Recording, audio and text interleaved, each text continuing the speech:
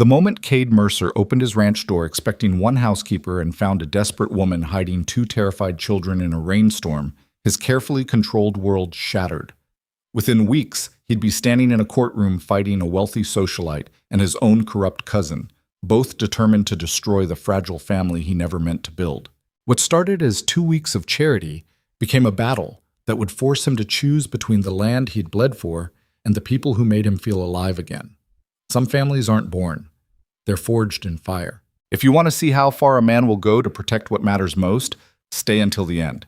Hit that like button and comment what city you're watching from. I love seeing how far these stories travel. The spring of 1882 hit West Texas like a fist wrapped in barbed wire. Cade Mercer stood on his porch watching storm clouds pile up against the horizon, black and mean, while his coffee went cold in his hand. He'd been alone on this ranch for 6 years. Alone suited him fine. The ad he'd placed in town 3 weeks ago had been practical, nothing more. Housekeeper wanted, remote ranch. Must be capable. No nonsense. He'd interviewed 2 women already. Both took one look at the isolation, the endless prairie, the silence thick enough to choke on, and made excuses before sundown. He didn't blame them. The ranch was dying by inches. The house his father built had fallen into disrepair after the war. After everything. Cade had let it happen because houses didn't matter when you were just surviving, and surviving was all he'd managed since 1876. The storm broke an hour before sunset. Rain came sideways, vicious and cold. Cade secured the barn and checked the horses, then headed back toward the house with his collar up and his hat pulled low. Thunder rolled across the prairie like artillery fire, and for half a second he was back in Tennessee with mud in his mouth and screaming all around him. He shook it off. He always shook it off. That's when he saw movement near the gate. At first he thought it was one of the hands coming in from the north pasture, but the figure was too small, too hesitant. Then lightning split the sky and he saw her clearly. A woman in a soaked dress, clutching something against her chest, stumbling through the mud like she'd been walking for days. Cade moved fast. By the time he reached her, she'd collapsed against the fence post, gasping, and he realized what she'd been clutching wasn't a bundle of clothes. It was 2 little girls. "Help us!" Her voice came out broken, desperate. "Please." The girls couldn't have been more than 7 and 4, both of them shaking so hard their teeth chattered. The older one stared at him with huge dark eyes, while the younger one buried her face in the woman's shoulder and sobbed. "Get inside!" Cade didn't wait for agreement. He scooped up the smaller girl. She weighed nothing, just bones and terror, and grabbed the woman's arm when she swayed. Now, he half-dragged them through the rain and kicked open the door to the ranch house. Inside, everything was cold and dim. He hadn't bothered lighting the stove, hadn't seen the point when it was just him. The woman stood dripping on his floor, holding the older girl against her side while the little one clung to Cade's neck like she'd drown if she let go. "Sit." Cade deposited the child in the nearest chair and moved to the stove. His hands worked automatically, building the fire, setting the kettle. Behind him, the woman didn't sit. She just stood there, shaking, and when he glanced back, he saw her eyes tracking every corner of the room like she was memorizing escape routes. "You're the housekeeper." He said it flat, not a question. She flinched. "I'm Eliza Vale." "That's not what I asked." She swallowed hard. Water dripped from her hair, from her dress, pooling on the floor. "I answered your advertisement. I can cook, clean, manage a household. I'm capable. I won't cause trouble." "You brought children." The silence that followed was sharp enough to draw blood. The older girl looked up at Eliza with something like panic, and the woman's jaw tightened. "I know." Her voice went quiet, defeated. "The ad didn't say no children. I hoped. It also didn't say children were welcome." "I understand." Eliza straightened her shoulders even though she was shaking. "If you give us shelter tonight, we'll leave at first light. Just tonight, please." The little one in the chair made a sound like a wounded animal, and Cade felt something crack in his chest. He hated that sound. He'd heard it too many times during the war in field hospitals, in burned-out towns where children wandered alone looking for parents who weren't coming back. He poured hot water into a basin and grabbed towels from the cupboard. When he turned around, Eliza was watching him with a mixture of hope and fear that made him want to throw something. Dry them off. He shoved the towels at her. Get them warm. There's beans and cornbread from yesterday. It's not much, but it'll do. Thank you. The words came out like a prayer. Thank you, Don't. Cade cut her off. Don't thank me yet. He went to the stove and started heating the food, mostly so he wouldn't have to watch her strip the girls down to their underclothes and wrap them in towels twice their size. The older one stayed silent the whole time, but the little one cried in soft, hiccuping gasps that made his hands clench around the spoon. When he set bowls on the table, both girls stared at the food like they didn't trust it to be real. Eat, Eliza told them gently. It's safe. The older girl picked up her spoon with careful precision. The younger one grabbed the cornbread with both hands and shoved it in her mouth so fast she choked. Ellie, slow down. Eliza rubbed the child's back while she coughed. Slow down, sweetheart. There's more. But the girl, Ellie, didn't slow down. She ate like someone who'd learned that food disappeared if you didn't claim it fast, and watching her made Cade's stomach turn. How long since they ate? He asked. Eliza didn't look at him. 2 days. Maybe 3. Jesus Christ. We ran out of money in Fort Worth. Her voice stayed steady, but her hands shook when she reached for her own bowl. I thought I could get work there, but no one wants to hire a woman with children. No one wants the burden. The older girl's head snapped up. We're not a burden. Nora, we're not. The girl's voice was fierce, too fierce for someone so small. We work hard. We don't complain. We're not a burden. Cade studied her for a long moment. She stared back without flinching, her chin up, her jaw set. She had the look of someone who'd learned to fight before she learned to read. What happened to your parents? He asked. The question landed like a stone. Eliza's face went pale, and Nora's expression shuddered completely. They're dead, Nora said flatly. Everyone's dead except Eliza. Nora, that's enough. It's true. The girl turned to her sister with something like accusation in her eyes. Why do we have to pretend? Everyone dies. That's just what happens. Ellie started crying again, and Eliza pulled her close with a look of exhausted desperation that Cade recognized. He'd seen it in the mirror often enough. Finish eating, he said gruffly. Then get some sleep. We'll figure out the rest tomorrow. He left them at the table and went to the back room where he kept supplies. There were old blankets, a few spare shirts, nothing comfortable but better than wet clothes, and shock. When he came back, Eliza had both girls cleaned up and sitting by the stove, their hair drying in messy tangles. They can take my room, Cade said, dropping the blankets on the chair. You take the other bedroom.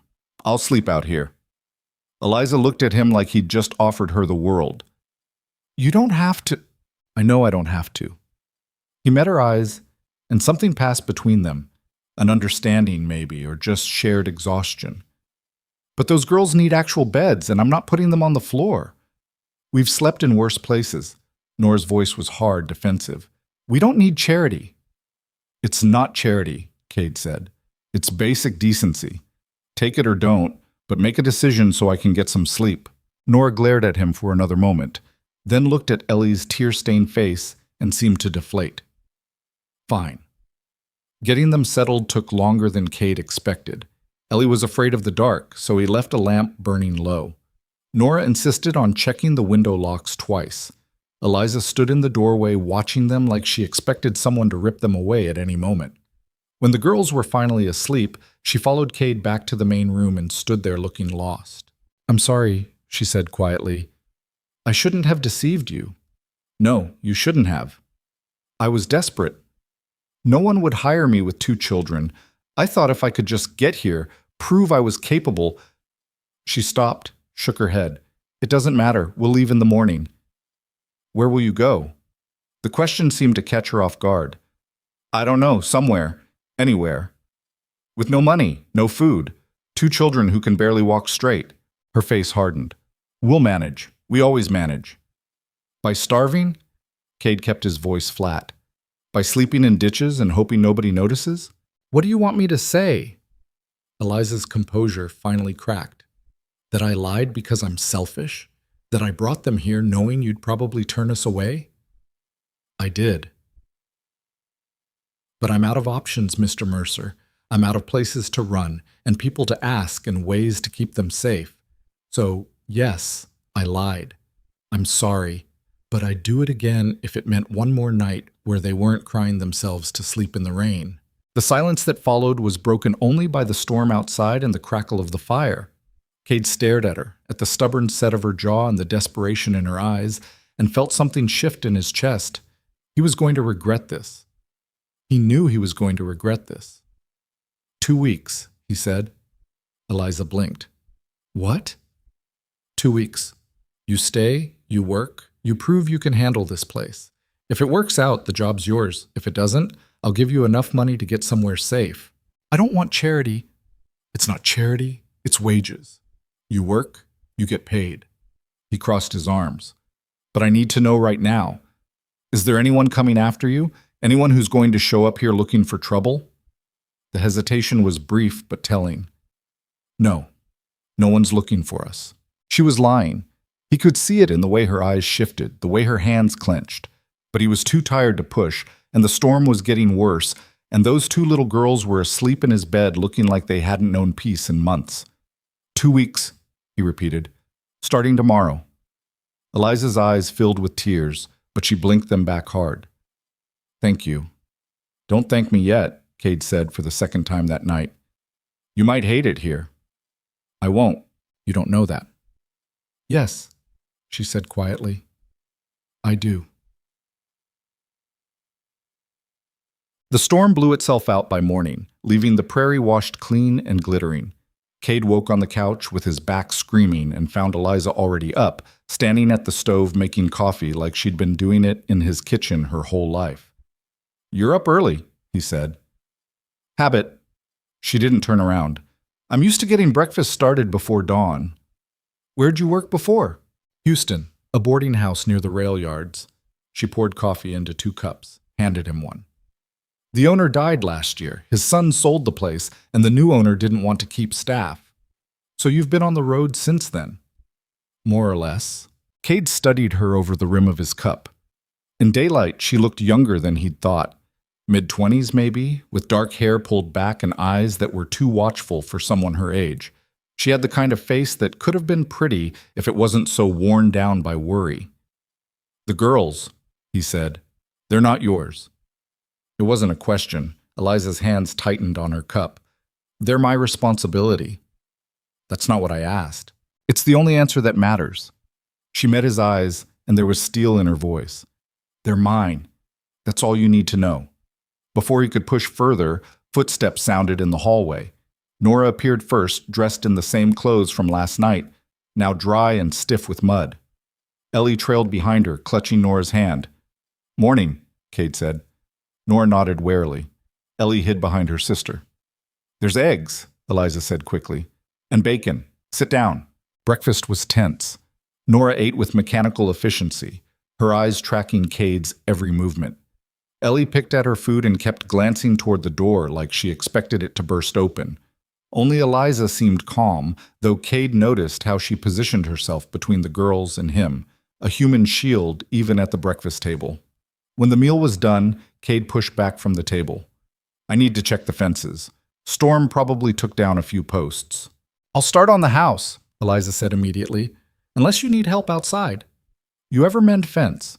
No? Then stick to the house. He grabbed his hat from the peg. Keep the girls inside. Ranch hands will be coming through later. They're good men, but they're not used to children around.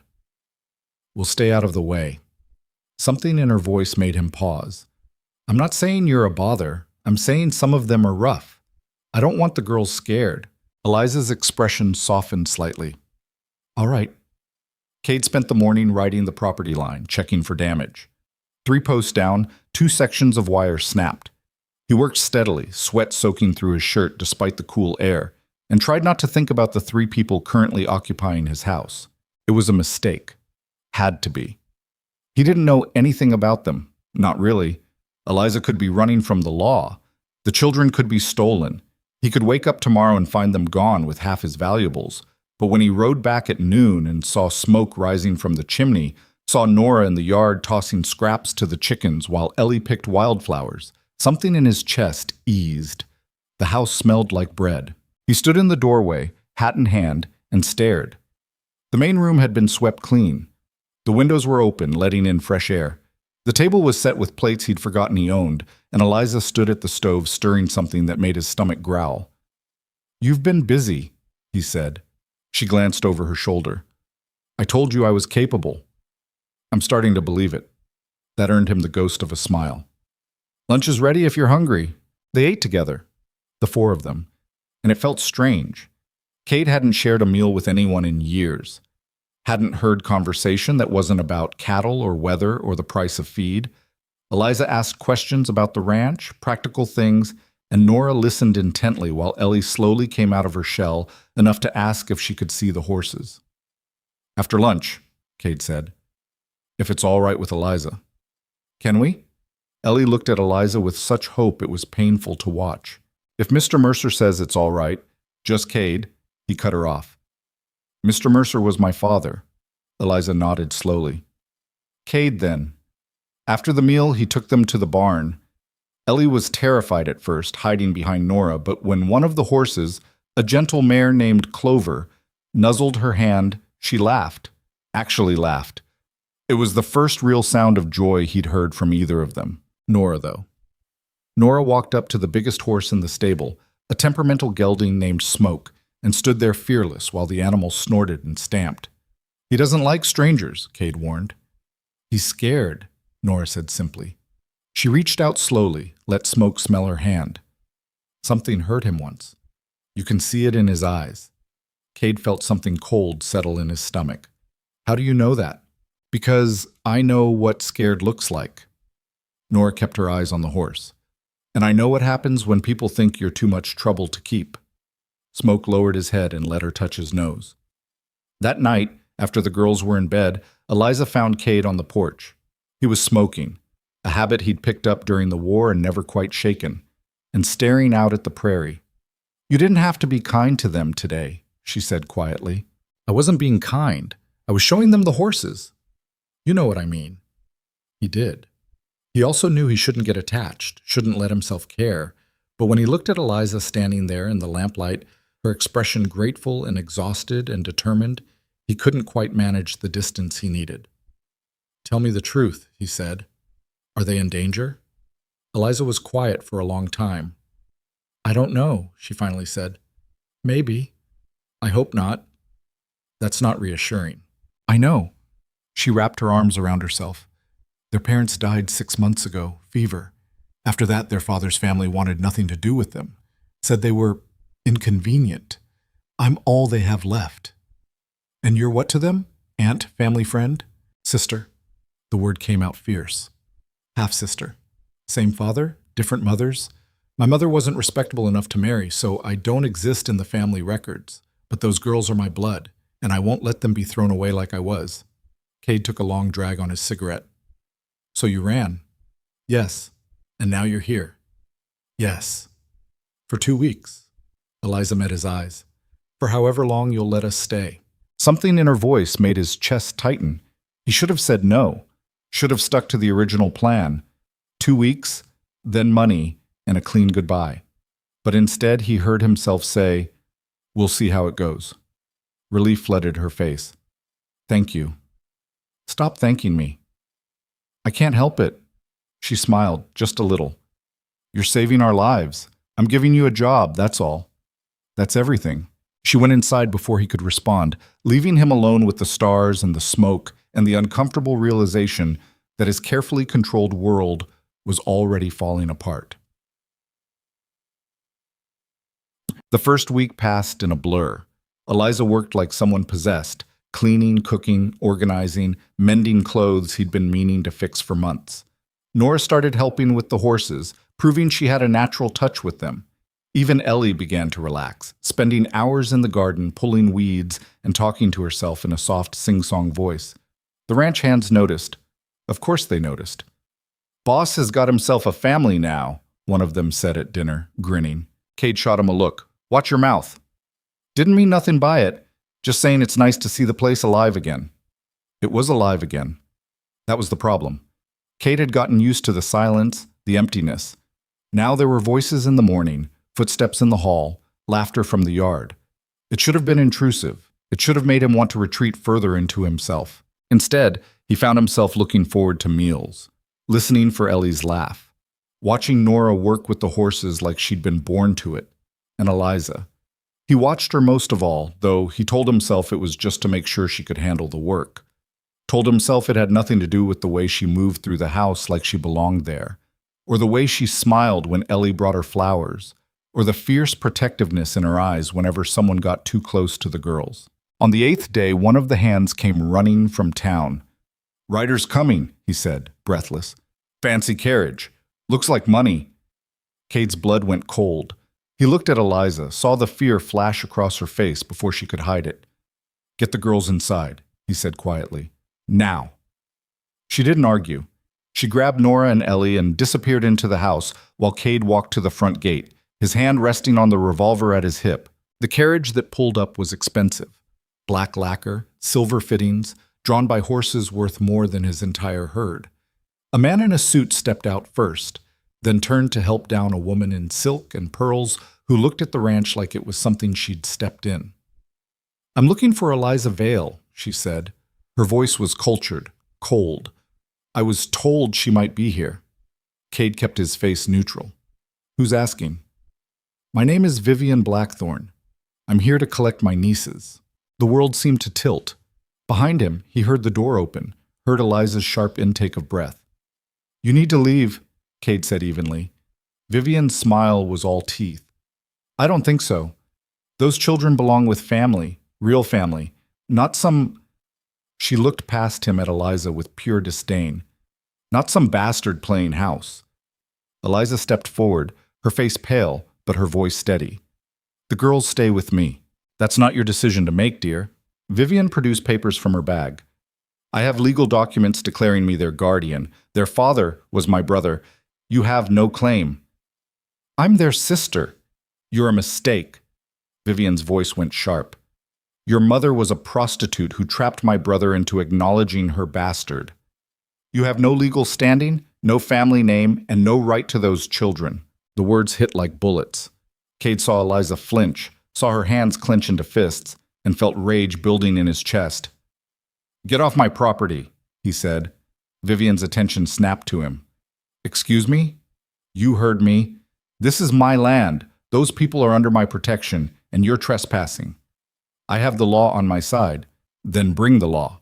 Bring a judge. But until you do, you're not taking anyone from this ranch." For a moment, Vivian just stared at him, her face flushed with anger. Then she smiled again, cold and calculating. "Very well. I'll be back with the sheriff. And when I return, I'll make sure everyone knows exactly what kind of man protects criminals and bastards." She climbed back into the carriage. "Enjoy your little fantasy while it lasts, Mr. Mercer. It won't be much longer." The carriage rolled away, leaving dust and silence in its wake. Cade turned to find Eliza standing frozen, her face white, her eyes huge.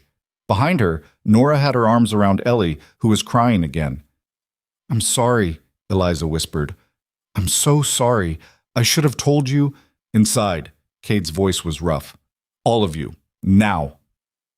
They fled into the house. Cade followed, his mind racing. He'd faced down rustlers, outlaws, men who'd kill for $1 and a horse. But this was different. This was law, money, power, things he couldn't fight with fists or bullets. In the main room, Eliza was holding both girls, rocking them, whispering words Cade couldn't hear. Nora's face was buried in her shoulder. Ellie sobbed like her heart was breaking. "Tell me everything," Cade said. "Right now. No more secrets." Eliza looked up at him with tears streaming down her face. "Their father was a wealthy man in Houston. He married well, had a respectable life. But before that, he had an affair with my mother. When I was born, he acknowledged me privately, gave us some money. Not his name, never his name, but enough to survive. And later he had Nora and Ellie, with his wife. But she died in childbirth with Ellie, and he never really recovered. When he died of fever 6 months ago, Vivian took control of everything. She wanted to split the girls up, send them to different relatives. Said they'd be less trouble that way." Cade felt his jaw clench. "So you took them?" "I had to." Eliza's voice broke. "They were going to separate them. Send Nora to one family, Ellie to another. They're all each other has left, and Vivian was going to rip them apart because it was convenient. She has legal papers. I know. A judge will side with her.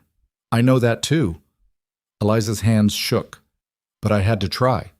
I had to give them a chance at staying together, even if it was just for a little while. Silence filled the room. Cade stared at the three of them, this broken, desperate family that had stumbled onto his ranch in a storm and felt everything he'd carefully built crumbling. He should send them away, should wash his hands of the whole mess. It was the smart thing to do, the safe thing. Instead, he heard himself say, "How much time do we have?" Eliza blinked. What? Before she comes back with the sheriff. How much time? I don't know. A few days, maybe. A week if we're lucky. Hope flickered in her eyes. Why? Cade didn't have an answer, not yet. But he looked at Nora's fierce little face, at Ellie's tears, at the desperation in Eliza's eyes, and knew he couldn't just let them be torn apart. We'll figure something out, he said. There's nothing to figure out. Eliza's voice was hollow. She has the law. She has money. She has everything. Not everything. Cade met her eyes. She doesn't have me. The words hung in the air between them, heavy with implication. Eliza stared at him like he'd spoken a foreign language. You don't owe us anything, she whispered. I know. This isn't your fight. It is now. Why? The question came out raw. Why would you risk everything for people you barely know? Cade looked at the girls again, at the fear and hope warring in their faces, and thought about all the people he'd failed during the war, all the ones he couldn't save. Because somebody has to, he said simply, and because those 2 weeks aren't up yet. That night, Cade didn't sleep. He sat at the kitchen table with maps of the county spread in front of him and a bottle of whiskey he didn't touch. The lamplight flickered across property lines and territorial boundaries while his mind worked through possibilities that all led nowhere. Eliza found him there at dawn, still staring at papers that held no answers. You should rest, she said quietly. Can't. He rubbed his face, felt the stubble rough against his palm. There's got to be something we're missing. Some legal angle. There isn't. She poured coffee, set a cup in front of him. I've been running this in my head for 6 months. Vivian has guardianship papers signed by a judge in Houston. She has money, connections, respectability. I have nothing. You have them. Cade nodded toward the hallway where the girls still slept. That should count for something. It doesn't. Not in her courtroom. Eliza sat down across from him, her hands wrapped around her own cup. The law doesn't care who loves them. It cares about bloodlines and bank accounts. Then we change the law's mind. How? He didn't have an answer, not yet. But as the sun came up and the ranch started waking around them, an idea began forming. Reckless, probably stupid, but possible. How long were you planning to stay here? He asked. Eliza looked confused. I don't understand. If Vivian hadn't shown up, if everything had gone according to plan, how long? As long as you'd let us. Her voice was steady. Forever, if possible. Cade studied her face in the morning light. She looked exhausted, worn down by months of running, but there was steel underneath, the kind of strength that didn't come from having options. It came from having none and surviving anyway.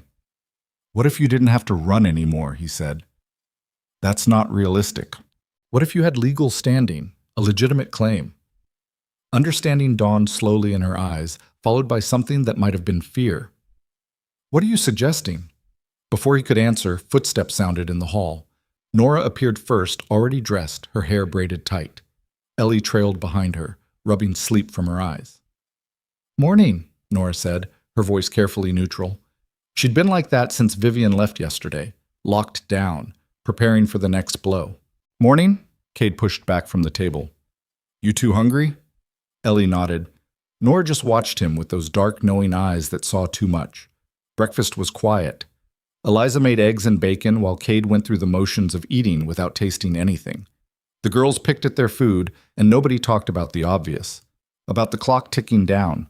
About the carriage that would return any day with the law behind it. After the meal, Cade took Nora out to the barn. She went without argument, though her shoulders were rigid with tension. Inside, smoke nickered when he saw her. She went to him immediately, pressed her forehead against his neck. "He trusts you," Cade said. "He doesn't have a choice."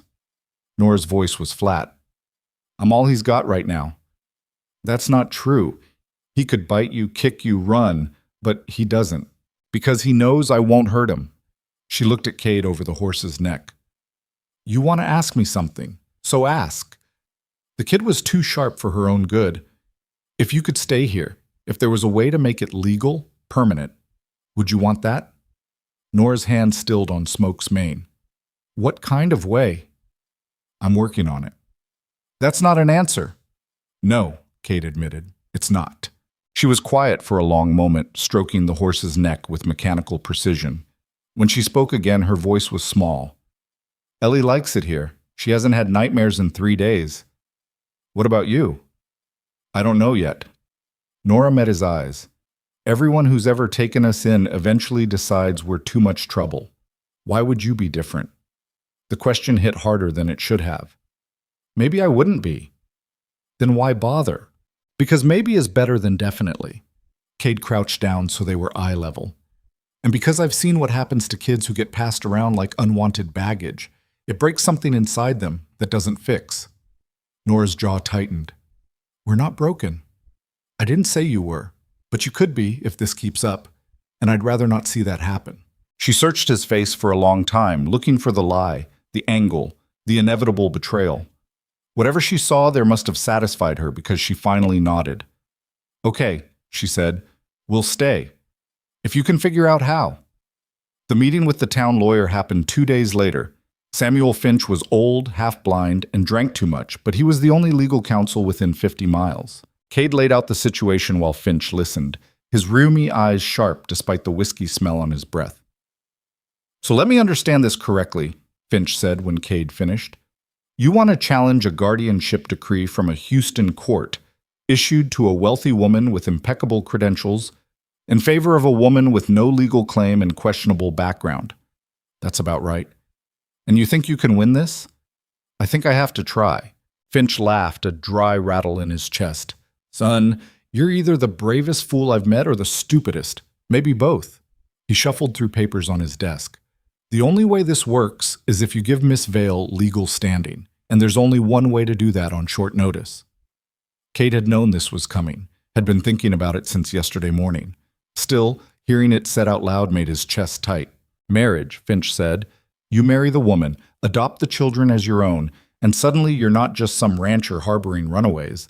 You're a family with property, stability, and legal rights." "That's insane." "That's the law." Finch leaned back in his chair. "Marriage gives her your name, your standing, your protection. The children become legally yours through adoption. Vivian Blackthorne can't touch them without going through you, and you're a landowner with a reputation in this territory. That counts for something." "For how long?" "What do you mean? How long do we have to stay married?" Finch's expression turned shrewd. "Having second thoughts already?" "I'm having all the thoughts." Cade stood, paced to the window. "This woman and I barely know each other. She's running from trouble. I'm offering shelter. That's not exactly the foundation for a real marriage." "Doesn't have to be real, just legal." Finch tapped his desk. "Plenty of people marry for practical reasons. Land, money, survival. Love's a luxury most folks can't afford. And after, when the custody fight is over, you can divorce or not. That's between you and her." Finch pulled out fresh paper, started writing. "But if you're going to do this, you need to move fast. I'd guess Mrs. Blackthorne will be back within the week with the sheriff and a court order. You need to be married before then." Cade stared out at the dusty street, at the territory he'd fought for and bled for and nearly died for. He'd built a life here out of silence and solitude, convinced himself it was enough. And now he was about to throw all of it away for 3 people he'd known less than 2 weeks. "Draw up the papers," he said. Back at the ranch, he found Eliza in the garden with the girls. Ellie was showing her a butterfly while Nora weeded with fierce concentration. They looked peaceful, normal, like they belonged. "Can I talk to you?" Cade asked. Eliza looked up, and whatever she saw in his face made her nod immediately. She said something to the girls and followed him into the house. In the kitchen, Cade poured them both coffee he didn't want and tried to figure out how to start. "I saw the lawyer," he said finally. And there's a way to fight Vivian, a legal way, but you're not going to like it. Eliza set down her cup. Tell me. So he did. Laid it out plain. The marriage, the adoption, the legal protection it would provide. He watched her face carefully, saw shock, then calculation, then something he couldn't quite name. You want to marry me, she said slowly. I want to give you legal standing. There's a difference. Is there? Yes. Cade met her eyes. This would be a practical arrangement, on paper only. You get my name and the protection that comes with it. The girls get stability, and Vivian can't touch any of you without going through the courts, which takes time we can use to build a real case. And you get what exactly? The question caught him off guard. What do you mean? You're risking your reputation, your peace, possibly your property, if this goes wrong. Eliza's voice was steady, but her hand shook slightly. What do you gain from this? Cade thought about the empty house, the silent meals, the years of surviving without living. I get a housekeeper, he said, and a clear conscience. That's not enough. It's enough for me. They stared at each other across the kitchen table. Outside, he could hear Ellie laughing, Nora saying something sharp. Normal sounds, life sounds, the kind he'd thought he didn't need anymore. This is insane, Eliza said quietly. I know. We barely know each other. I know that too. If it goes wrong, then we'll deal with it. Cade leaned forward. But right now, this is the only option that keeps those girls together. And if you've got a better idea, I'm listening. Eliza was quiet for a long time. Then she said, what do we tell them? The truth, that it's a strategy, that we're doing what's necessary. They're children. They won't understand the difference between real and pretend. Then we make sure they do. Cade stood. But first I need to know your answer. Are you willing to do this? Eliza looked toward the window where the girls played in the afternoon sun. When she turned back, her face was set with determination. Yes, she said, whatever it takes to keep them safe. Yes. Telling the girls was harder than expected. They sat in the main room after dinner, Nora suspicious and Ellie confused, while Cade and Eliza tried to explain a situation that barely made sense to themselves. You're getting married? Nora's voice was sharp. After 2 weeks? It's not like that, Eliza started. Then what's it like? It's practical. Cade kept his voice level. Your aunt is coming back with legal papers. The only way to fight her is if Eliza has legal protection. Marriage gives her that.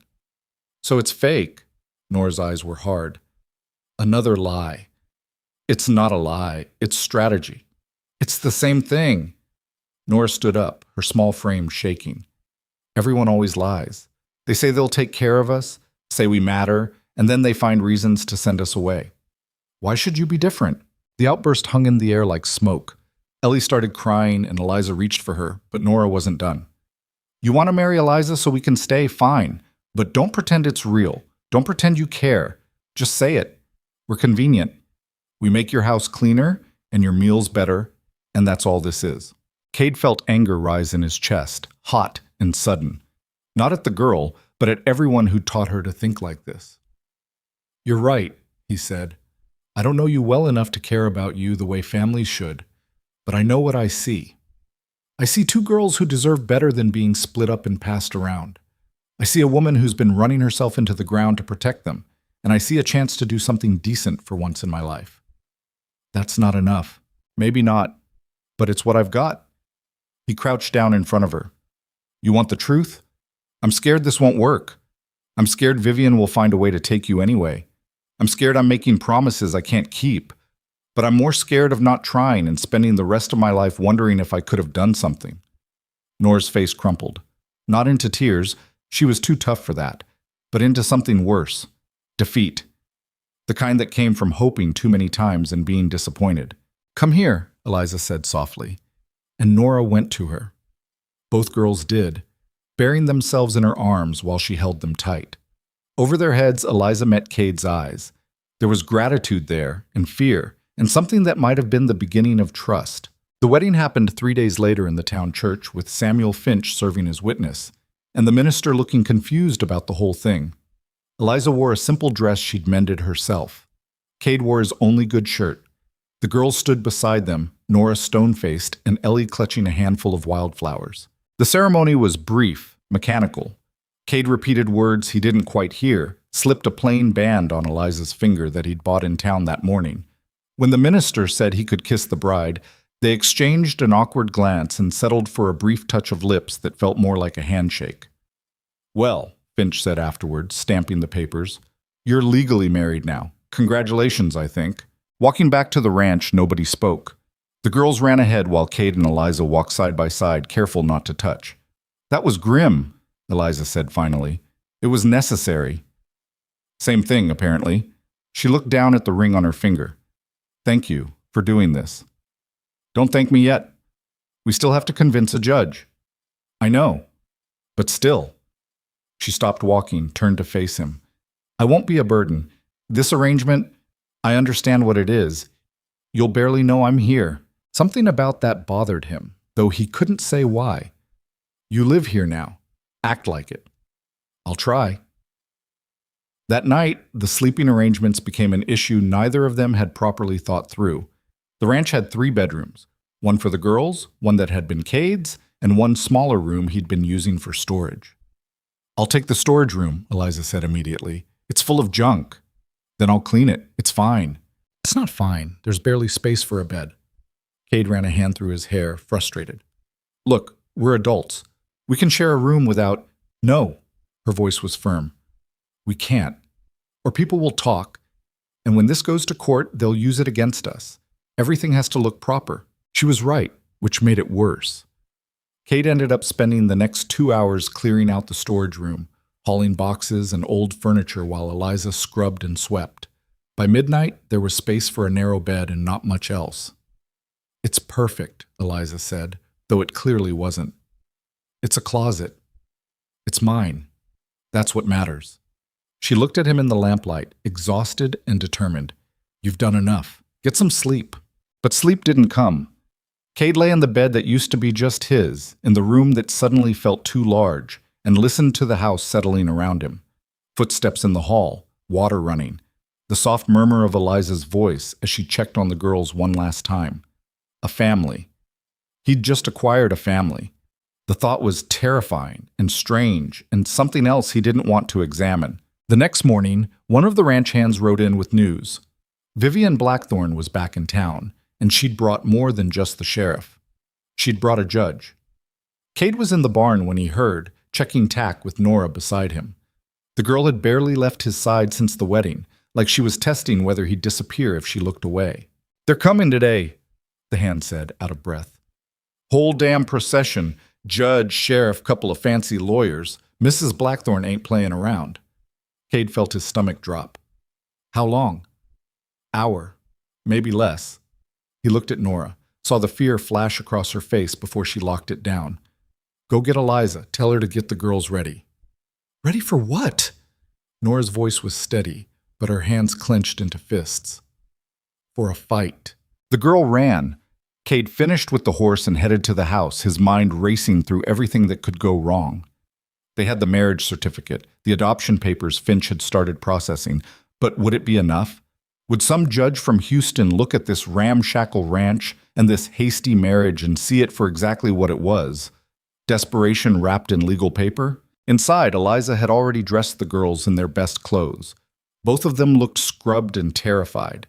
She'd changed too, into a dress Cade hadn't seen before, her hair pinned up proper. "We're ready," she said. "You don't look ready. You look like you're going to your own execution."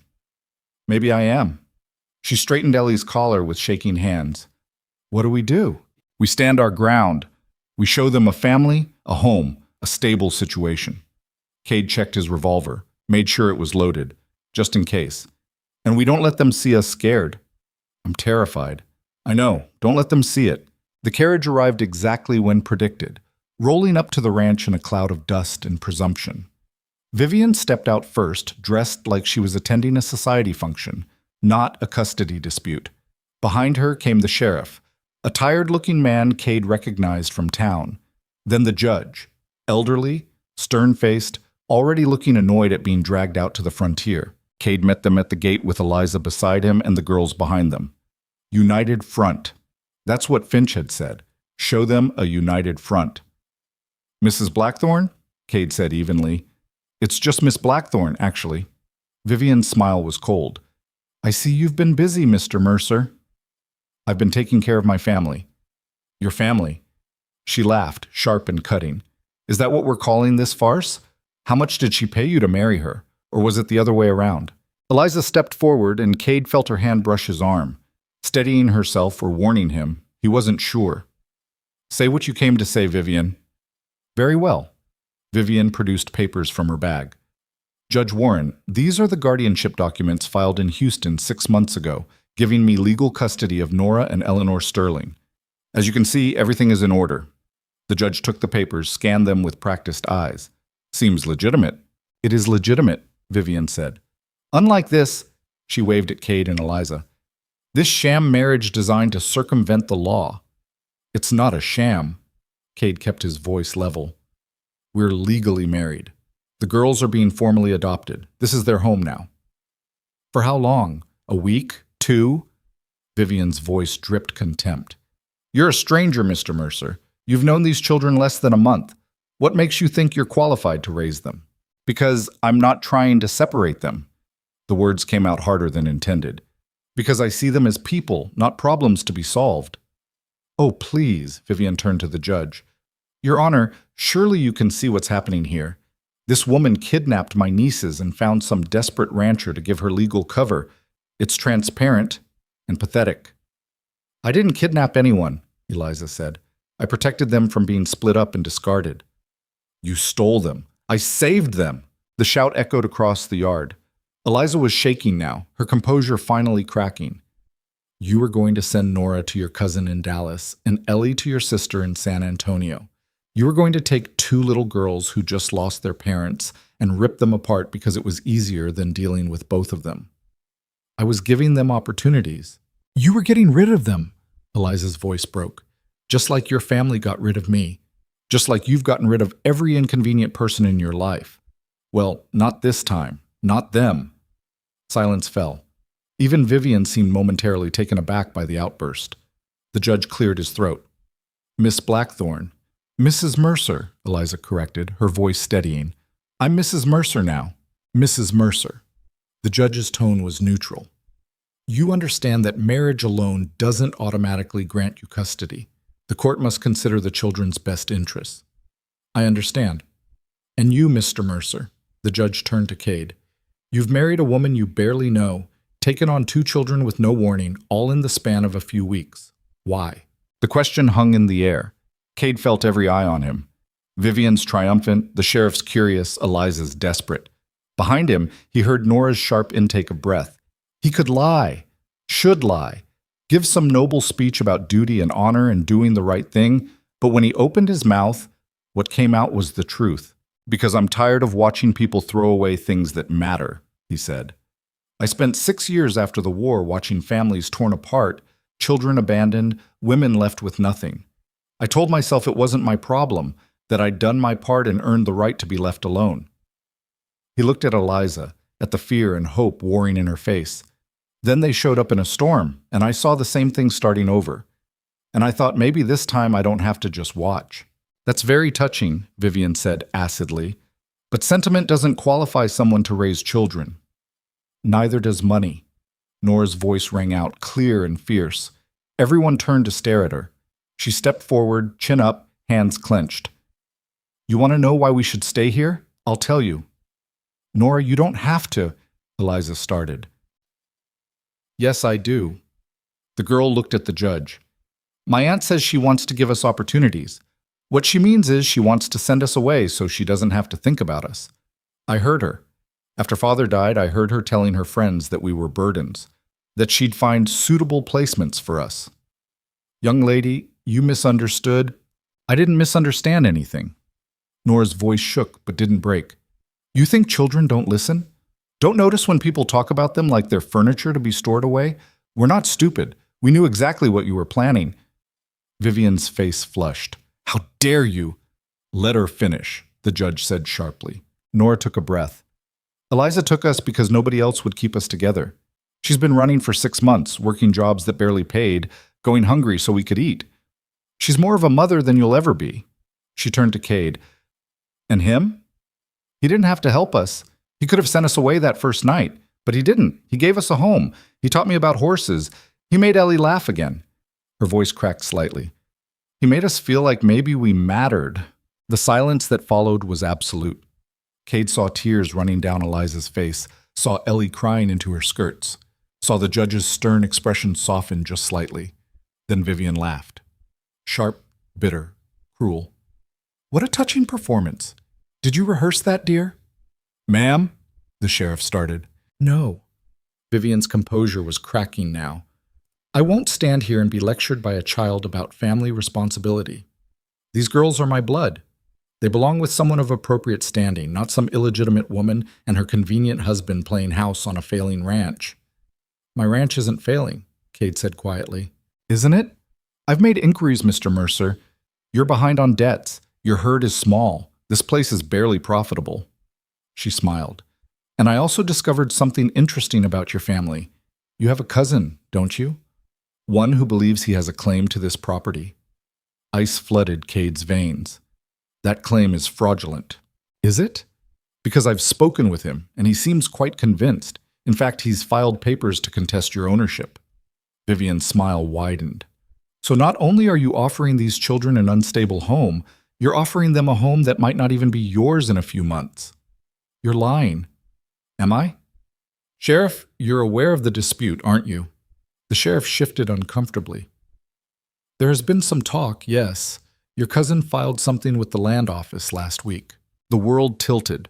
Cade's cousin Marcus had been threatening to challenge the property for years, claiming their grandfather's will was invalid. But it had always been just talk, empty threats from a drunk with delusions.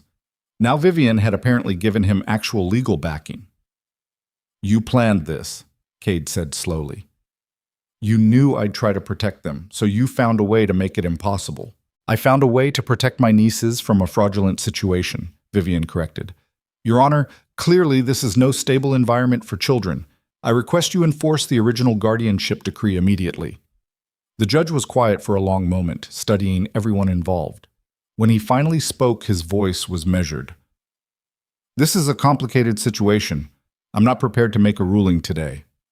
But the decree from Houston gives you custody, yes, but there's now a legal marriage involved, adoption papers in process, and questions about property that need to be resolved." He looked at Cade. "I'll need to see documentation regarding your land claim, and I want to speak with the children privately." "Of course," Cade said.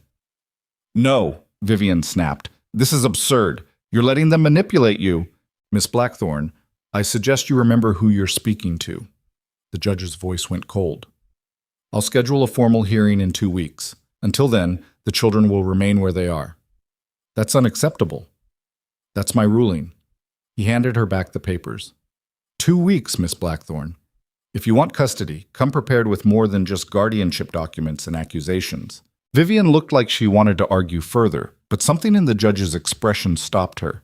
Instead, she turned that cold fury on Cade. "You think you've won something," she said. "You haven't. I'll destroy you, Mr. Mercer. Your marriage, your property, your reputation. When I'm done, you'll wish you'd never opened your door that night." She swept back to the carriage, and after a moment's hesitation, the judge and sheriff followed. The procession rolled away, leaving dust and silence in its wake. Nobody moved. Then Ellie burst into tears and ran to Eliza, who caught her and held on tight. Nora stood rigid, fists still clenched, breathing hard. Cade felt like he'd been punched in the chest. 2 weeks.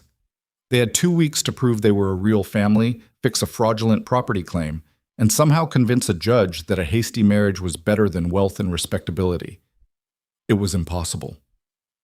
"We're going to lose," Eliza whispered. She was still holding Ellie, her face pale. "She's gonna win." "Not yet, she hasn't." Cade forced his voice to stay steady. "We've got 2 weeks. That's something. It's not enough. It'll have to be."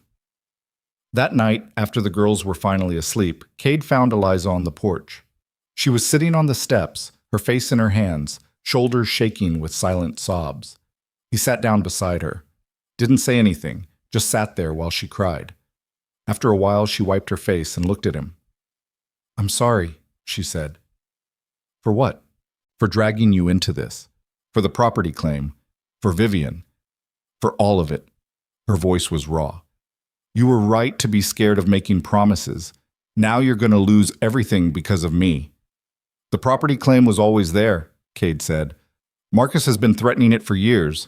Vivian just gave him the push to actually file. But if we lose, then we lose. But we lose together. He looked out at the dark prairie. I meant what I said earlier. I'm tired of just watching. I'm tired of surviving.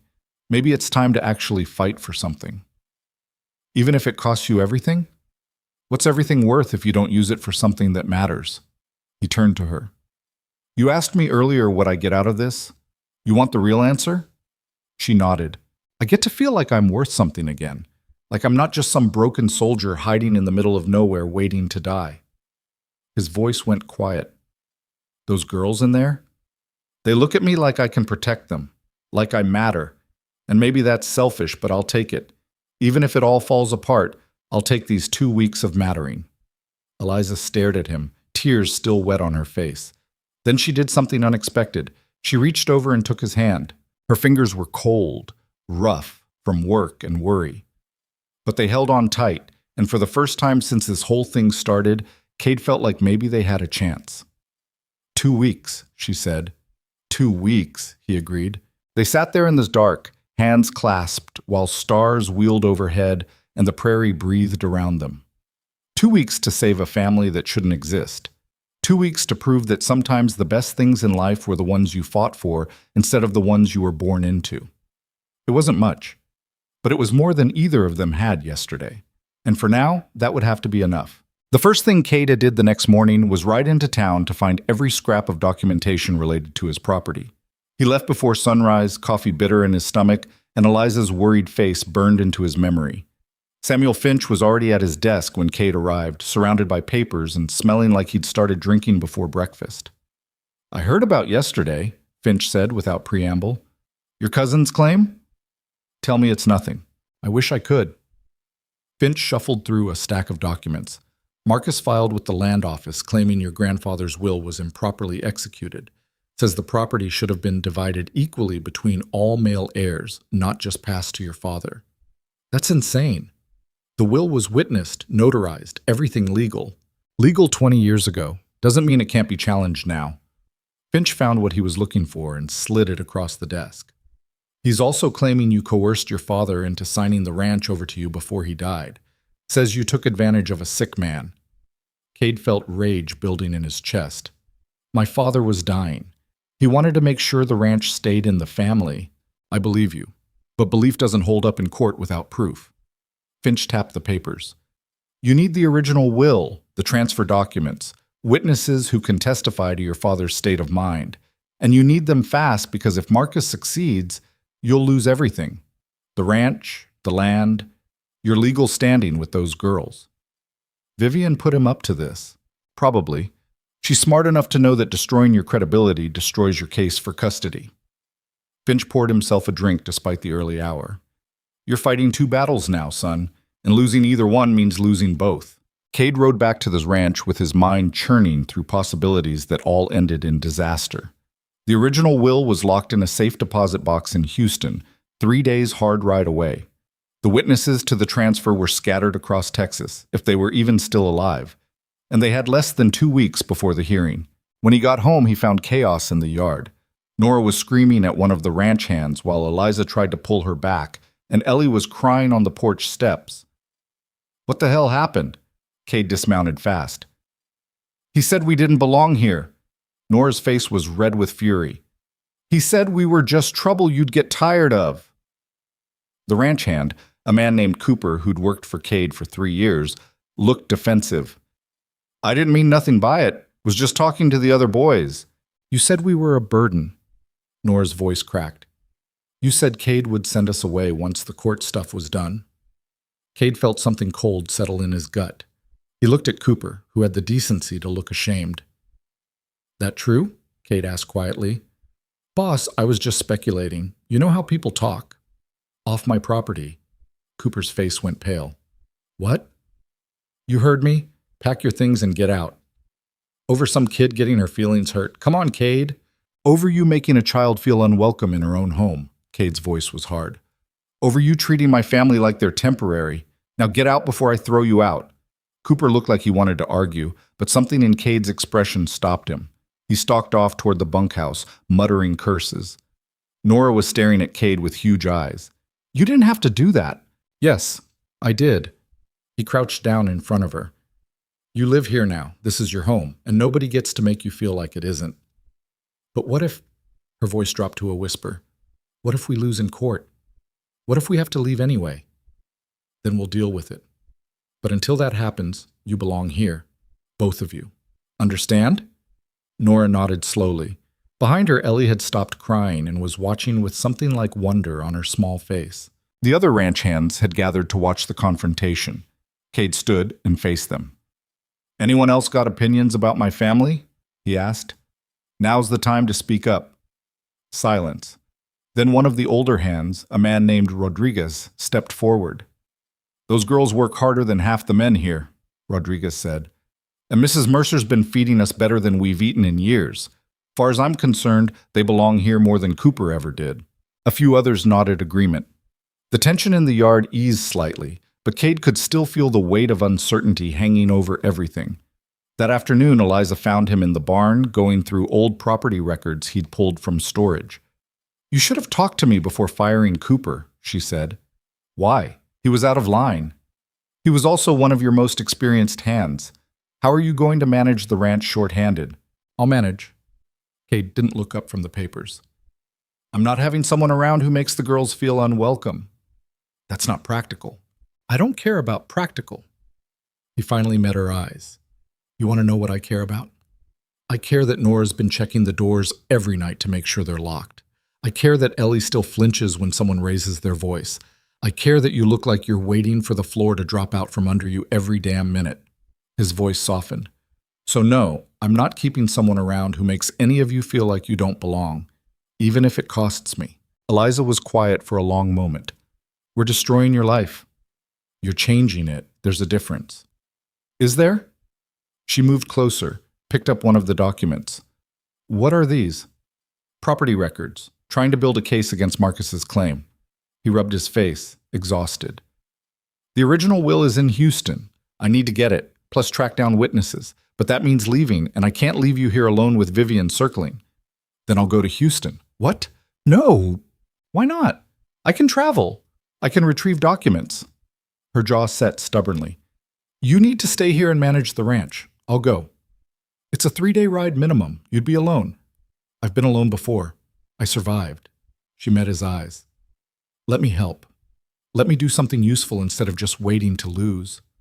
Cade wanted to argue, but he could see the desperation in her face, the need to fight instead of just endure. He understood that better than she probably realized. You'd need an escort, someone you trust. Rodriguez seems solid. He is. Cade thought for a moment. You leave tomorrow, travel fast, get the documents, and get back. No detours, no delays. Agreed. And Eliza? He caught her arm as she turned to leave. Be careful. Vivian's smart. If she finds out you left, she might try something. Like what? I don't know. That's what worries me. That night at dinner, they told the girls about the plan. Nora took it badly. You're leaving! Her voice was sharp with panic. Both of you? Just Eliza, Cade said. I'll be here. But what if something happens? What if Vivian comes back? Then I'll handle it. He kept his voice calm. This is important, Nora. We need those documents to keep the ranch. I don't care about the ranch. I care about... She stopped, bit her lip hard. About what? Eliza prompted gently. About us staying together. Nora's eyes were bright with unshed tears. The ranch doesn't matter if we get split up anyway. The ranch matters because it's our home, Cade said, and I'm not losing it. Not to Marcus, not to Vivian, not to anyone. Ellie had been quiet through the whole conversation, pushing food around her plate. Now she spoke up, her voice small. Promise you'll come back? Eliza moved to kneel beside her chair. I promise, sweetheart. 3 days, maybe 4. Then I'll be home. But what if you don't? What if you leave and don't come back like... She couldn't finish, but they all knew what she meant. Like their parents. like everyone else who'd left and never returned. I'm coming back. Eliza pulled her close. Nothing's going to stop me. You understand? Nothing. Ellie nodded against her shoulder, but she didn't look convinced. Eliza left before dawn with Rodriguez and 2 horses loaded with supplies. Cade stood in the yard watching them disappear into the gray morning light and felt like he was making a terrible mistake. But there was no other choice. They needed those documents, and Eliza was right. He couldn't leave the ranch. The house felt emptier without her. Cade hadn't realized how much space she'd started to fill until she was gone. The girls were subdued at breakfast and Ellie barely ate. "She'll be back," Cade said. "You don't know that," Nora replied flatly. "Yes, I do. Your sister's tougher than anyone I've ever met. She'll be fine." Everyone says things like that right before everything falls apart. The kid was too cynical for 7 years old. Cade wanted to argue, to promise that everything would work out, but he'd never been good at lying. Instead, he said, "Come help me with the horses." Work was the only thing that kept them all from spiraling.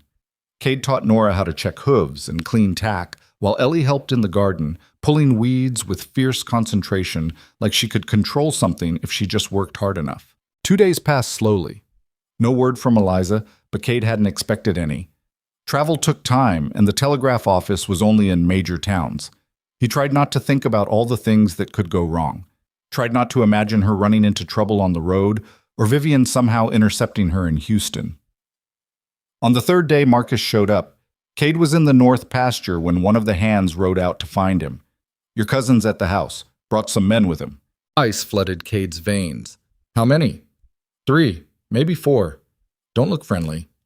Cade rode back fast, his hand resting on his revolver. When he reached the yard, he found Marcus leaning against the porch railing like he owned the place. His companions were hard-looking men, the kind you hired when you wanted to intimidate rather than negotiate. "Cade?" Marcus smiled, showing teeth. "Been a while." "Not long enough? Get off my property." "Your property?" Marcus pushed off the railing. "See, that's where we disagree. Lawyer says this land should have been mine years ago. Grandfather never meant for your daddy to get everything." "Grandfather knew exactly what he was doing." "Did he? Because I'm hearing stories about how you manipulated a dying old man into signing away land that wasn't his to give." Marcus's smile widened. "That true?" Cade felt rage building, but kept his voice level. "You've got no claim here. Never did." "Judge seems to think I might. Filed my case proper and everything." Marcus glanced around the yard. "Heard you got yourself a new family, wife and a couple of kids? That's real sweet, Cade. Real domestic. Where are they?" "None of your business." "Sure it is. If I'm going to own this place, I should know who I'm evicting." He made a show of looking around. "Don't see them anywhere. They already run off on you?" Behind Cade, the front door opened. Nora stepped out, and despite his warning look, she walked right up to Marcus. "You're the cousin," she said. It wasn't a question. Marcus looked down at her with mock surprise. "Well, look at this. One of the orphans. What's your name, girl?" "Nora, and this is our home. You can't take it." "Can I?" Marcus crouched down to her level. "See, the thing about homes is they belong to whoever's got the legal right. And from what I hear, your new daddy here might not have that right after all." "Don't talk to her," Cade said sharply. "Why not? She's the one who came out here." Marcus kept his eyes on Nora. "You know what happens to little girls when their families lose everything? They get sent to orphanages, split up, forgotten. That what you want?" Nora's face went pale, but she didn't back down. "You're lying." "Am I? Ask your daddy. Ask him what happens when you lose in court." Marcus straightened up. "Oh, wait, you can't, because he knows I'm right."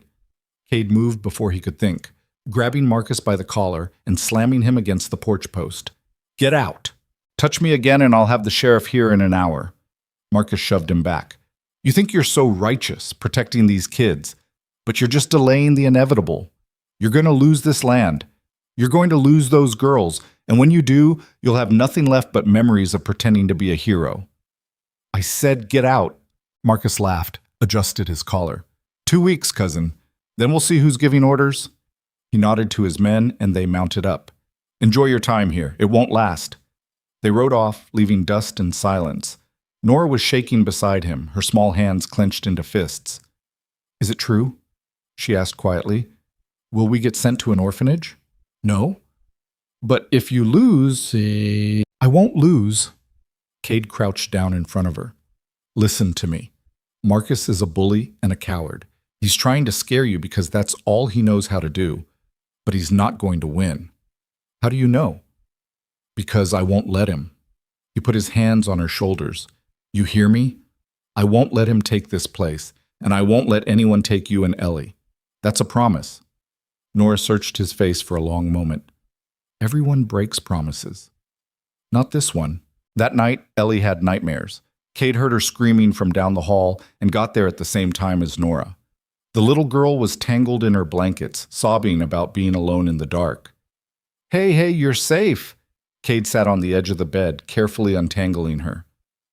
You're okay. Where's Eliza? Ellie's face was wet with tears. I want Eliza. She'll be back soon, tomorrow probably. But what if she doesn't come back? What if she leaves like everyone else? She won't. Cade looked at Nora, who was standing in the doorway with her arms wrapped around herself. Come here. Nora hesitated, then came to sit on the other side of the bed. Cade put an arm around each of them, these two small people who'd somehow become his responsibility. Your sister loves you, he said quietly. Both of you. More than anything. She's coming back because this is where you are, understand? But people die, Ellie whispered. People leave and die, and you never see them again. Sometimes that's true. Cade didn't see the point in lying. But not this time. Eliza's smart and tough, and Rodriguez is with her. They'll be back. How do you know? Because I know her. And she wouldn't break a promise to you. They sat there in the dark, the three of them, until Ellie finally fell back asleep. Nora stayed awake, her eyes watchful. You really think she's coming back? She asked. Yes. And you really think we can win? Against Vivian and Marcus and all of them?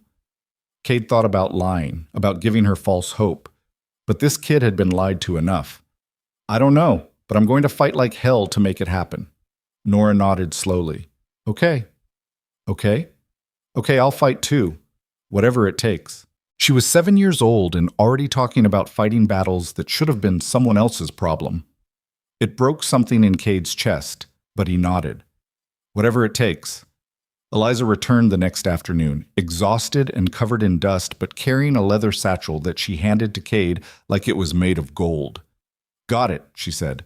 Everything. The will, the transfer documents, witness statements from the lawyer who handled the original filing. It's all there. Relief flooded through him. Any trouble? Nothing I couldn't handle. She swayed slightly, and he caught her arm. Sorry, long ride. The girls came running from the house, and Ellie nearly knocked Eliza over with the force of her hug. Nora hung back, trying to look unaffected, but Cade saw the relief in her eyes. Told you she'd be back, he said quietly to Nora. I know, She stopped, shook her head. Then she walked over and wrapped her arms around Eliza's waist. Don't do that again. Do what? Eliza stroked her hair. Leave. Don't leave us again. I won't, Eliza promised. Not unless I absolutely have to. That night, after the girls were asleep and Eliza had bathed and changed, she and Cade sat at the kitchen table going through the documents. Everything was there, just as she'd said. The will was clear, properly executed, the transfer legitimate. They had a case. This is good, Cade said. This might actually be enough to shut down Marcus's claim. And if it's not, then we fight harder. He looked at her across the table. How was Houston? Really? Eliza was quiet for a moment. Vivian was there. She saw me. Cade's blood went cold. She knows you went for the documents. She knows I was in town. I don't think she knows why. Eliza's hands tightened on her cup. She came to the hotel where I was staying, offered me money. What? $20,000 to leave, to take the girls and disappear. Said she'd drop the custody case if I just went far away and never came back. Cade stared at her. $20,000 was more money than most people saw in a lifetime. Enough to start over anywhere. Give the girls a real chance. What did you tell her? I told her to go to hell. Eliza's voice was fierce. I told her no amount of money would make me abandon this fight or the man who's been fighting beside me. Something shifted in the air between them. Cade looked at her, really looked at her, and saw something he hadn't let himself see before. This wasn't just about the girls anymore. Somewhere between the rushed wedding and the desperate planning and the long nights of uncertainty, something had changed. Eliza, don't.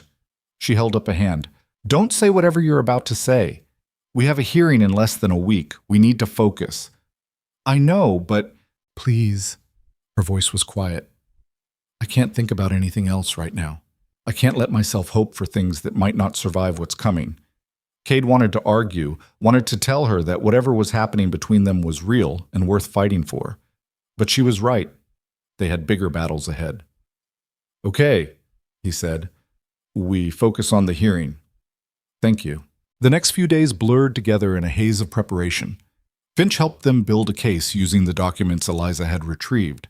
They practiced testimony, arranged for character witnesses, prepared responses to every accusation Vivian might throw at them. Nora helped by making lists, her careful handwriting filling pages with details about their life on the ranch. Ellie drew pictures of the house, the horses, the garden, evidence of a home, of belonging. The night before the hearing, none of them could sleep. Cade found Eliza on the porch again, staring out at the dark prairie. Nervous? He asked. Terrified. She didn't look at him. Tomorrow we find out if everything we've done was enough. It will be. You can't know that. No, he admitted. But I can hope. They sat in silence for a while, listening to the night sounds. Finally, Eliza spoke again. If we lose, we won't. But if we do? She turned to face him. Promise me you'll make sure they stay together. Even if I can't be with them, promise me you'll fight to keep them together. Eliza, promise me, Cade. He looked at her face in the moonlight, saw the fear and determination there, and felt his chest tighten. I promise. Whatever happens, they stay together. Thank you. She reached over and took his hand, just like she had that first night after Vivian's visit. Her fingers were cold. And thank you for everything else. For the marriage, for the fight, for making us feel like we mattered. Even if it all falls apart tomorrow, thank you for giving us this. It's not going to fall apart. You don't know that. Yes, Cade said quietly. I do. Because I'm not fighting just for them anymore. Eliza's breath caught. Cade, I'm fighting for all of us. This family we accidentally built. This life we didn't plan for but somehow ended up with. He squeezed her hand. So yeah, I know we're going to win, because the alternative is unacceptable. For a moment, she just stared at him. Then she leaned over and kissed him. Not the awkward touch from their wedding, but something real. Something that tasted like hope and fear and stubborn determination. When they pulled apart, both of them were breathing hard. Tomorrow, she whispered. Tomorrow, he agreed. They went inside together, and for the first time since this whole thing started, Cade felt like maybe they actually had a chance. Not because the law was on their side or because they had good documents or character witnesses, but because they'd become something Vivian could never understand. They'd become a family, a real one, built not from blood or obligation, but from choice and fighting, and refusing to let go when it would have been easier to give up. And tomorrow, they were going to make a judge see that too. The courthouse was packed when they arrived. Cade had never seen so many people crammed into the small building, all of them there to watch the spectacle of a wealthy Houston socialite fighting a frontier rancher over 2 orphaned children. It felt like a circus, and they were the main attraction. Vivian sat at the front with her lawyers, 3 men in expensive suits who looked at Cade and Eliza like they were something scraped off a boot. She dressed for the occasion in dark silk that probably cost more than his entire herd, her hair perfect, her face composed. She looked like respectability itself. Cade glanced down at his own clothes, the best he owned but still worn at the edges, then at Eliza in her simple dress with the careful mending at the hem. They looked like exactly what they were, working people fighting above their station. Don't, Eliza whispered, reading his expression. We belong here as much as she does. Do we? Yes. She squeezed his hand. We do. The girls sat between them, Nora rigid with tension and Ellie pale and shaking. Cade wanted to send them outside, spare them from whatever was about to happen, but Finch had insisted they stay. The judge needed to see them, see the family they'd become. Judge Warren entered and the room fell silent. He looked even more stern than he had at the ranch, his face carved from granite, his eyes missing nothing. This was a man who'd spent decades weighing lives and making decisions that destroyed or saved them. Cade felt his stomach turn. "We'll hear the custody matter first," Warren said, settling into his chair. "Miss Blackthorne, you filed the original petition?" "I did, Your Honor." Vivian stood, and even that simple movement was calculated grace. "I'm seeking custody of my nieces, Nora and Eleanor Sterling, who were taken from Houston 6 months ago by Eliza Vale without legal authority." "Mrs. Mercer," Eliza corrected quietly. Vivian's smile was sharp. "My apologies. Mrs. Mercer, though that name is quite recent, isn't it?" "Let's proceed," Warren said before it could escalate. "Present your case, Miss Blackthorne." What followed was brutal. Vivian's lawyers painted a picture of Eliza as unstable, desperate, possibly dangerous. They detailed her illegitimate birth, her mother's profession, her complete lack of legal standing. They presented the Houston guardianship decree with its official seals and signatures. They called witnesses who testified that Vivian was respectable, wealthy, capable of providing the girls with education and opportunities. Through it all, Eliza sat frozen beside Cade, her face growing paler with each accusation. He wanted to reach for her hand but didn't want to look weak in front of the judge, so he just sat there and listened while they tore her apart. Then Vivian herself took the stand. "I love my brother dearly," she said, her voice thick with performed emotion. "When he died, I made a promise to care for his daughters, to give them the life he would have wanted, a life of comfort, education, respectability." She looked directly at Eliza. "But before I could fulfill that promise, they were stolen from me by a woman who has no legal claim to them whatsoever." "Mrs. Vale, Mrs. Mercer was their half-sister," one of the lawyers prompted. "A half-sister from an illegitimate liaison. She has no legal relationship to these children, no standing, no right." Vivian's voice hardened, and when she realized she couldn't provide for them properly, she found a desperate rancher and manipulated him into a hasty marriage to give herself legal cover. "That's not true," Eliza said, but Finch put a hand on her arm. "You'll have your turn," he whispered. Vivian continued gaining momentum. "Mr. Mercer is a good man, I'm sure, but he's been deceived, used. This marriage is a sham designed to circumvent the law, and these children are the ones who will suffer for it. They deserve stability. They deserve a home that isn't built on lies and desperation." She sat down looking satisfied, and Cade felt rage building in his chest. Everything she'd said was technically true if you stripped away all the context, all the heart. That's what made it so effective. Then it was their turn. Finch stood and called Cade to the stand first. The walk to the front felt like a mile, every eye in the room tracking his movement. He sat down and tried to look confident instead of terrified. "Mr. Mercer," Finch began, "tell us how you met Eliza Vale." So Cade did. He told them about the storm, about finding a desperate woman with 2 starving children at his gate. He told them about giving them shelter, then work, then a home. He kept his voice steady and his answers direct, but he could feel Vivian's lawyer circling like a vulture waiting for weakness. "And the marriage?" the lawyer asked when it was his turn. "That happened quite suddenly, didn't it?" "Yes." "Why?" "Because I wanted to protect them." "Protect them from what? Their legal guardian?" The lawyer's voice dripped skepticism. "Or protect yourself from the consequences of harboring runaways?" "I wanted to protect 2 little girls from being separated and sent to different families like packages to be stored." Cade kept his eyes on the lawyer. "That's what Miss Blackthorne was planning. She was going to split them up because it was easier." "That's a serious accusation." "It's the truth." Nora heard her say it. "A 7-year-old child's word against a respectable woman's?" The lawyer smiled. "Come now, Mr. Mercer. You expect this court to believe that?" "I expect this court to listen to what that child has to say." The lawyer changed tactics. "Let's talk about your property dispute. Your cousin has filed a claim suggesting you obtained this ranch through questionable means." "My cousin is a liar and a drunk who's been threatening to challenge my ownership for years. He only filed now because Miss Blackthorne encouraged him to." "You have proof of that?" "No," Cade admitted. "But the timing's convenient, isn't it? She shows up, suddenly my cousin finds the courage to file paperwork he's been talking about for a decade. Speculation isn't evidence, Mr. Mercer." The lawyer looked at the judge. "Your Honor, This man is facing potential loss of the very property he's offering as a stable home for these children. How can he provide stability when his own situation is so precarious? Warren's expression gave nothing away. We'll address the property matter separately. Continue. The lawyer pressed harder, trying to paint Cade as impulsive, desperate, unfit. But Cade had survived worse interrogations during the war. He kept his answers short and his temper controlled, even when the lawyer implied he'd married Eliza for her labor rather than any genuine care. When he finally stepped down, Eliza squeezed his hand briefly. "You did good," she whispered. Then it was her turn. Watching Eliza on the stand was harder than being there himself. She answered Finch's questions calmly, explaining her relationship to the girls, her reasons for running, her determination to keep them together.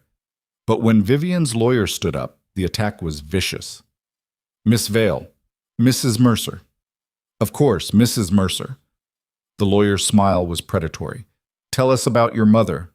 Eliza's face went pale. "I don't see how that's relevant." "Your Honor, the witness's background speaks to her fitness as a guardian." Warren nodded. "Answer the question." Eliza's hands clenched in her lap. "My mother worked in a boarding house in Houston." "Is that all she did?" "She did what she had to do to survive."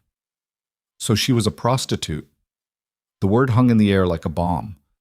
Eliza's face flushed, and Cade saw her fighting not to break down. "She was a woman alone with a child and no help," Eliza said, her voice shaking. "She did what she had to do. That doesn't make her bad, it makes her desperate." "And you, following in her footsteps, using your body to secure a marriage of convenience?" "That's enough," Cade said, standing. "Mr. Mercer, sit down," Warren ordered. "He's calling my wife a whore in open court. Well, I'm establishing a pattern of behavior." The lawyer looked pleased at getting a reaction. The witness's mother used men for survival. The witness is now doing the same. She found a lonely rancher and manipulated him into marriage to avoid losing the children she'd stolen. "I didn't steal them."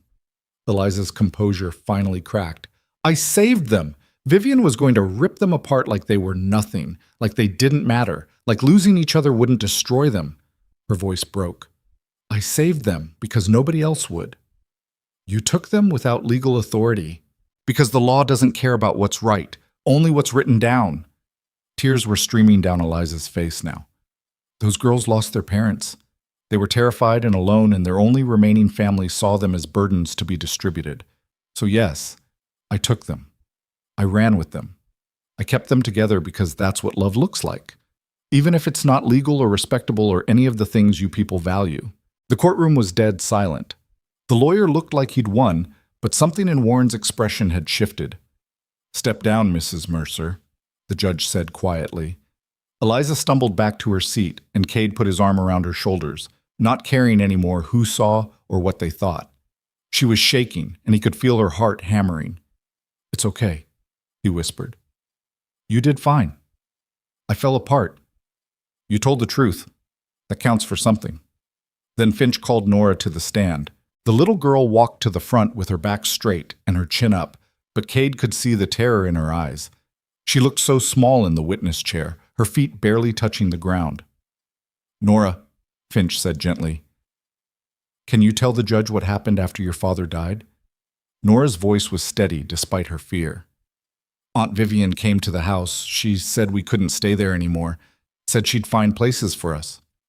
"What kind of places?" "Different places. She was going to send me to Dallas and Ellie to San Antonio." Nora looked at Vivian. "I heard her talking to her friends. She said we were a burden. Said it would be easier to split us up so nobody had to deal with both of us." "That's a lie," Vivian said sharply. "Miss Blackthorne, you'll have your chance to respond," Warren said. Nora continued.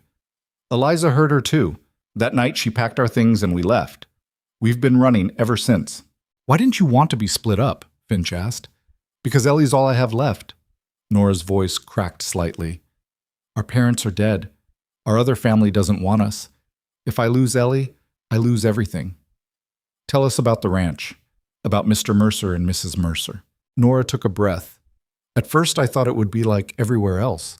People pretending to care until we became too much trouble. But Cade," she looked at him. "He didn't pretend. When one of his workers said we didn't belong, he fired him. When my aunt came with threats, he stood in front of us. When I was scared, he didn't tell me everything would be fine. He just promised to fight. And Mrs. Mercer? Eliza's been fighting for us since the beginning. She's gone hungry so we could eat. She's worked until she collapsed. She's the only person in the world who chose us when she didn't have to. Nora's eyes were bright with tears now. She's my sister, my real sister. And if you take us away from her, you're no better than Aunt Vivian. Vivian's lawyer stood immediately. Your Honor, this child has clearly been coached. Sit down, Warren said. I want to hear this. The lawyer persisted. These are rehearsed statements designed to manipulate. I said sit down. Warren's voice was ice. He looked at Nora. Child, I need you to answer truthfully. Has anyone told you what to say here today? No, sir. Not Mr. Mercer? Not Mrs. Mercer? They said to tell the truth. That's all. Nora met his eyes. The truth is that Eliza and Cade are the only people who ever treated us like we mattered, like we were worth fighting for. And if you send us away from them, if you split us up like Aunt Vivian wanted, then you're saying we don't matter, that what we want doesn't count. Warren was quiet for a long moment. You may step down. Nora walked back to her seat, and Cade saw that her hands were shaking. Ellie immediately grabbed her sister and held on tight. Your Honor, Vivian's lawyer said, recovering. The child is clearly traumatized and has been influenced by months of living with people who have their own agenda. Her testimony cannot be taken at face value. I'll decide what testimony I value, Warren said coldly. Call your next witness or rest your case. The lawyer conferred with Vivian, and Cade saw frustration in both their faces. They'd expected Nora to be easy to dismiss, too young to be credible, but she'd spoken with a clarity that was hard to ignore. We call Eleanor Sterling, the lawyer said. No, Eliza said immediately. She's 4 years old. You can't…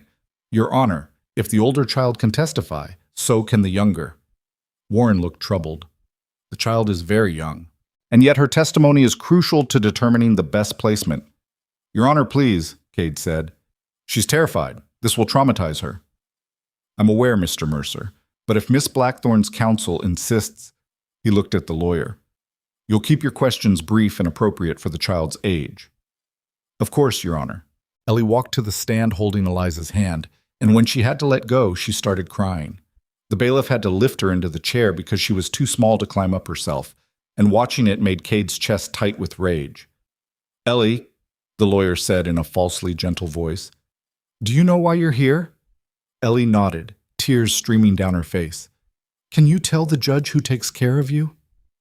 Eliza and Cade and Nora. Her voice was barely a whisper. What about your Aunt Vivian? Does she take care of you? No. Why not? Ellie looked at Vivian, and fresh tears spilled over. Because she doesn't want us. That's not true, sweetheart, Vivian said, her voice dripping false warmth. I want what's best for you. You wanted to send us away. Ellie's voice was stronger now. You said we were too much trouble. I never said that.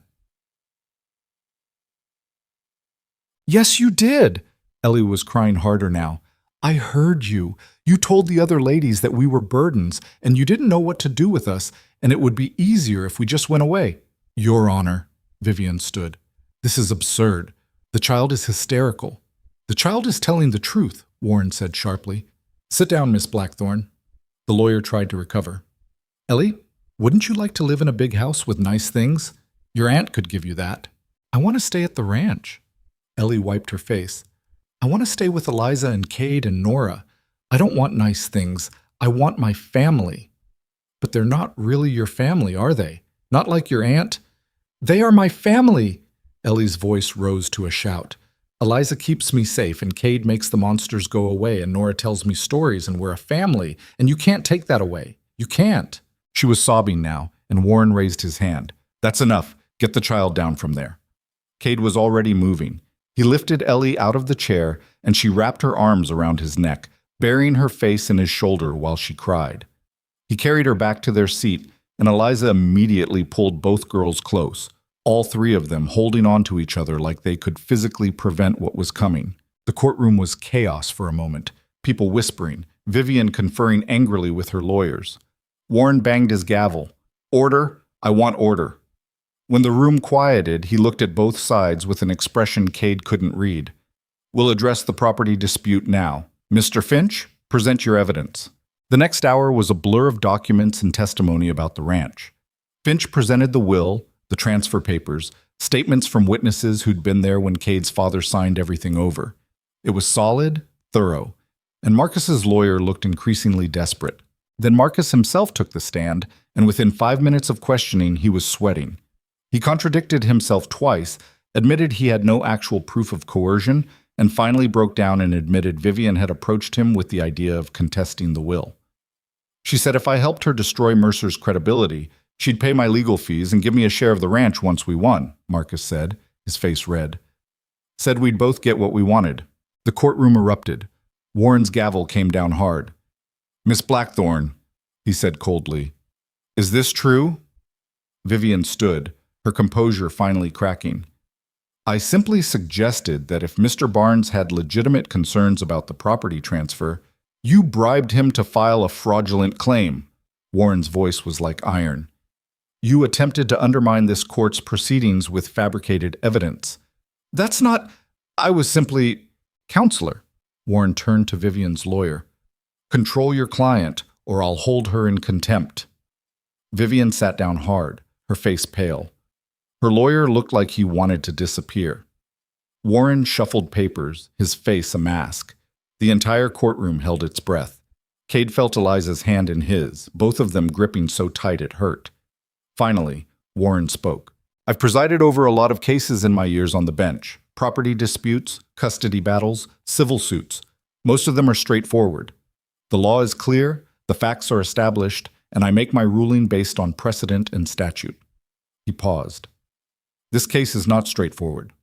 Cade's heart was hammering so hard he thought everyone could hear it. On paper, Miss Blackthorne has the superior claim. She has blood relation, wealth, social standing. The Houston court granted her guardianship legally and properly. By all conventional measures, she should prevail here. Warren looked at Vivian. But this case has revealed something deeply troubling about your character, Miss Blackthorne. Your willingness to separate siblings. Your attempt to manipulate these proceedings through fraudulent property claims. Your clear disdain for anyone you consider beneath your station. Your Honor, I'm not finished. Warren's voice was sharp. You've demonstrated that you view these children as burdens to be managed rather than people to be loved, and I will not place children in the care of someone who sees them that way. Hope flared in Cade's chest, but Warren wasn't done. However, he continued, Mr. and Mrs. Mercer's marriage is, as alleged, quite recent and born of convenience rather than genuine attachment. The speed of the union and the circumstances surrounding it raise legitimate questions about stability and motivation. The hope guttered. Cade felt Eliza's hand tighten in his. But Warren looked directly at the girls. I have also heard testimony from 2 children who spoke with a clarity and honesty that cannot be fabricated. Children who understand exactly what they want and why. Children who have found safety and love in an unconventional situation. He turned to Nora and Ellie. You 2 have been through more than any child should endure. You've lost your parents. You've been treated as inconveniences by people who should have protected you. And you found a home with people who chose to fight for you when they didn't have to. Tears were streaming down Cade's face now. He didn't care who saw. Miss Blackthorne, Warren said, your guardianship claim is denied. Furthermore, I'm ordering an investigation into your conduct regarding the property dispute. If evidence of bribery or fraud is found, charges will be filed. Vivian's face went white with rage. You can't. I just did. You're dismissed. Vivian stood trembling with fury. This isn't over. I'll appeal. I'll take this to a higher court. These children are my family. These children are no longer your concern. Warren's voice was final. Bailiff, escort Miss Blackthorne from the courtroom. Vivian left in a storm of silk and outrage, her lawyers scrambling after her. Cade couldn't breathe, couldn't process what had just happened. Warren turned to them. Mr. and Mrs. Mercer, your adoption petition is approved. Legal guardianship of Nora and Eleanor Sterling is granted to you jointly. The children will remain in your care. The courtroom erupted in noise, but Cade barely heard it. He was too busy holding on to Eliza while she sobbed into his shoulder, both of them clinging to each other and the 2 little girls between them. We won, Eliza kept saying. We won! We won! I know, Cade said, his voice breaking. I know. Nora was crying too, silent tears streaming down her face, while Ellie laughed and cried at the same time. They were a mess, all four of them, holding on to each other in the middle of the courthouse while people congratulated them, and Finch looked satisfied, and somewhere outside Vivian was probably plotting revenge. But none of that mattered, because they'd won. Against all odds, against money and power and the law itself, they'd won. Warren banged his gavel one more time. Regarding the property dispute, Mr. Barnes, your claim is dismissed as fraudulent. The land remains in Mr. Mercer's possession. Furthermore, you're barred from filing any future claims without substantial new evidence. Do you understand? Marcus, looking defeated, nodded. Good. Now get out of my courtroom. Marcus left, and the room began to empty. Warren called them forward one more time. Mr. and Mrs. Mercer, he said quietly. What you've built is fragile. A marriage of convenience, two traumatized children, a ranch you nearly lost. Any one of those things could still fall apart. I know, Cade said, but I'm giving you a chance because those children deserve one. Because love matters more than blood. Because sometimes the family we choose is stronger than the family we're born into. He looked at the girls. Take care of each other. That's all that matters. We will, Eliza promised. Whatever it takes. They walked out of the courthouse into afternoon sunlight that felt like the first day of the rest of their lives. The wagon was waiting, and Rodriguez was there with some of the other ranch hands who'd come to support them. We heard, Rodriguez said, grinning. The whole town's heard. You won, boss. We won, Cade corrected, looking at his family.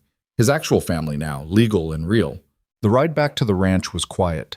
The girls fell asleep in the back, exhausted from the day's trauma. Eliza sat beside Cade on the bench, her hand in his. I can't believe it's over, she said. It's not over. It's just beginning. What do you mean? I mean, now we have to figure out how to actually be a family instead of just pretending to be one. He looked at her. Think we can manage that? Eliza smiled, and it was the first real smile he'd seen from her in weeks. I think we've been managing it all along. We just didn't realize it. She was right. Somewhere between the storm and the fighting and the desperate planning, they'd stopped pretending. They'd become something real. The ranch appeared on the horizon, and Cade felt something ease in his chest. Home. This was home now, for all of them. Not because of blood or law or convenience, but because they'd fought for it together and won. The celebration that night was loud and messy, and everything a victory should be. The ranch hands built a bonfire in the yard, and someone brought out a fiddle. Rodriguez roasted a pig he'd been saving for a special occasion, and the smell of cooking meat filled the evening air while people laughed and drank and told stories about the courtroom battle that was already becoming legend. Cade stood on the porch watching it all, a cup of coffee in his hand instead of whiskey. He wanted to remember this night clearly, every detail. Wanted to hold on to the feeling of relief that sat in his chest like a physical weight finally lifted. Eliza found him there, her hair down for once, her face softer than he'd ever seen it. You should be out there, she said. I am out there, just from a distance. That's not the same thing. She stood beside him, close enough that their shoulders almost touched. They're celebrating you, you know. The man who stood up to wealth and corruption and won. We won. All of us. True. She was quiet for a moment. I keep waiting for something to go wrong, for someone to burst in and say there was a mistake, that we didn't actually win. Nobody's coming. It's over. Is it? She looked at him. What about us? The question hung in the air between them, heavy with implications neither of them had been ready to face until now. Their marriage had been strategy, survival, a means to an end. But somewhere along the way, something had shifted. That kiss on the porch before the hearing hadn't felt like strategy. It had felt real. I don't know, Cade admitted. What do you want it to be? I asked you first. He smiled despite himself. You're impossible, you know that? I've been told. She turned to face him fully. But seriously, Cade, we're legally married now. We have 2 children. We have a life together, whether we planned it or not. So what happens next? I guess we figure it out as we go. That's not much of a plan. No, he agreed, but it's honest. Eliza studied his face in the firelight, and whatever she saw there must have satisfied her because she smiled. Honest works. I'm tired of pretending anyway. Were we pretending? At first, yes. Now? She shook her head. I don't know anymore. Somewhere between the fighting and the fear and the hoping, it started feeling real. Good, Cade said quietly, because I'm not sure I could go back to pretending even if I wanted to. She reached for his hand, and this time when their fingers laced together, it felt like a promise rather than a comfort. They stood like that for a while, watching their family celebrate around the fire while stars wheeled overhead and the prairie breathed its evening song. Nora found them eventually, dragging Ellie by the hand. Both girls were flushed from running and laughing, and seeing them look so carefree made Cade's chest tight. Rodriguez says we can help with the horses tomorrow, Nora announced. Real work, not just brushing and feeding. If you're ready for it, Cade said. I'm ready for everything. Nora's voice was fierce with determination. I want to learn it all. How to run a ranch, how to manage the herd, how to do the books. Everything. Why? Because this is mine now, ours, and I want to know how to protect it. She looked at him seriously.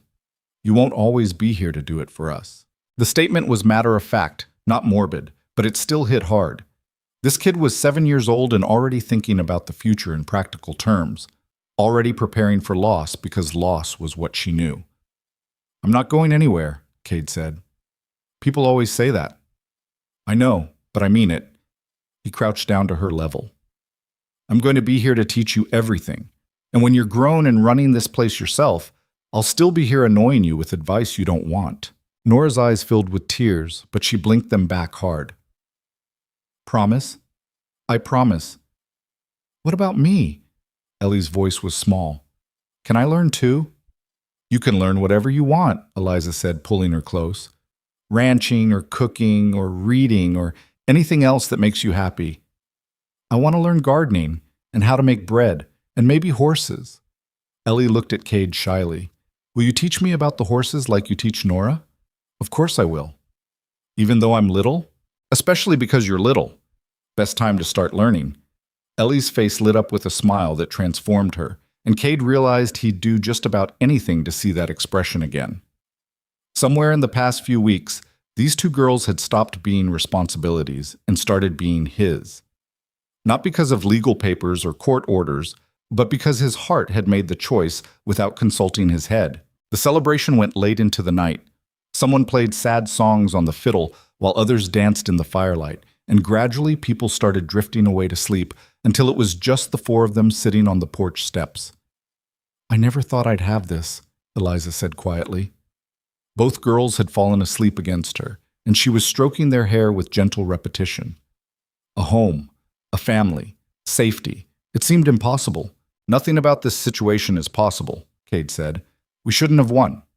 The law was against us. Money was against us. Everything was stacked in Vivian's favor. But we did win. Yeah, we did. He looked at her. You know why? Why? Because we were willing to fight for something that mattered more than being comfortable, more than being safe or respectable or any of the other things people kill themselves trying to be. He gestured at the sleeping girls. Those two are worth more than all of Vivian's money and status combined. And the judge saw that. He saw what actually matters. Eliza was crying silently now, tears tracking down her face in the moonlight. I was so scared. Every single day I was terrified we'd lose them. I know. And you. I was scared of dragging you down with us, of costing you everything because I was desperate. You didn't cost me anything. You gave me something. Cade's voice went rough. I was dying out here before you came, just surviving day to day without any reason beyond habit. Then you showed up in that storm, and suddenly I had something worth protecting again, something worth fighting for. We're a mess, Eliza said, half laughing through her tears. All of us. Broken and scared and barely holding it together. Yeah, but we're a mess together. That counts for something. It counts for everything. They carried the girls to bed eventually, each of them taking one. Nora stirred when Cade laid her down, but didn't wake, just curled into her blankets with a small sigh. Ellie went boneless in Eliza's arms, completely trusting even in sleep. In the hallway afterward, they stood in the darkness between their separate rooms. The house was quiet around them, settling into night. Eliza gestured toward the small room she'd been using. You don't have to. Cade's voice was quiet. Sleep in there if you want, but you don't have to anymore. The pretending is over. Is it? I think so. He reached for her hand. I think somewhere along the way we stopped pretending and started actually being married. Don't you? Eliza looked at him for a long moment, and he could see the fear and hope warring in her expression. They'd built their relationship on necessity and strategy, and now they had to figure out if it could survive without those foundations. If there was something real underneath all the desperation. I'm scared, she admitted. Of what? Of hoping too much. Of believing this could actually work and then having it fall apart. She squeezed his hand. I'm not used to good things lasting. Neither am I. Cade pulled her closer. But maybe that's exactly why we should try. Because we both know what it's like to lose everything. We know how to survive the worst, so maybe we can figure out how to build something that lasts. Maybe. She smiled slightly. Or maybe we'll fail spectacularly. Probably that one. But we'll fail together? Yeah, together. She kissed him then, and it was different from the desperate kiss before the hearing. This one was softer, slower, full of possibility instead of fear. When they pulled apart, both of them were breathing hard. I'm still sleeping in my room tonight, Eliza said. Okay. Not because I don't want to, but because we should take this slow. Figure out what we actually are instead of rushing into something because the crisis is over.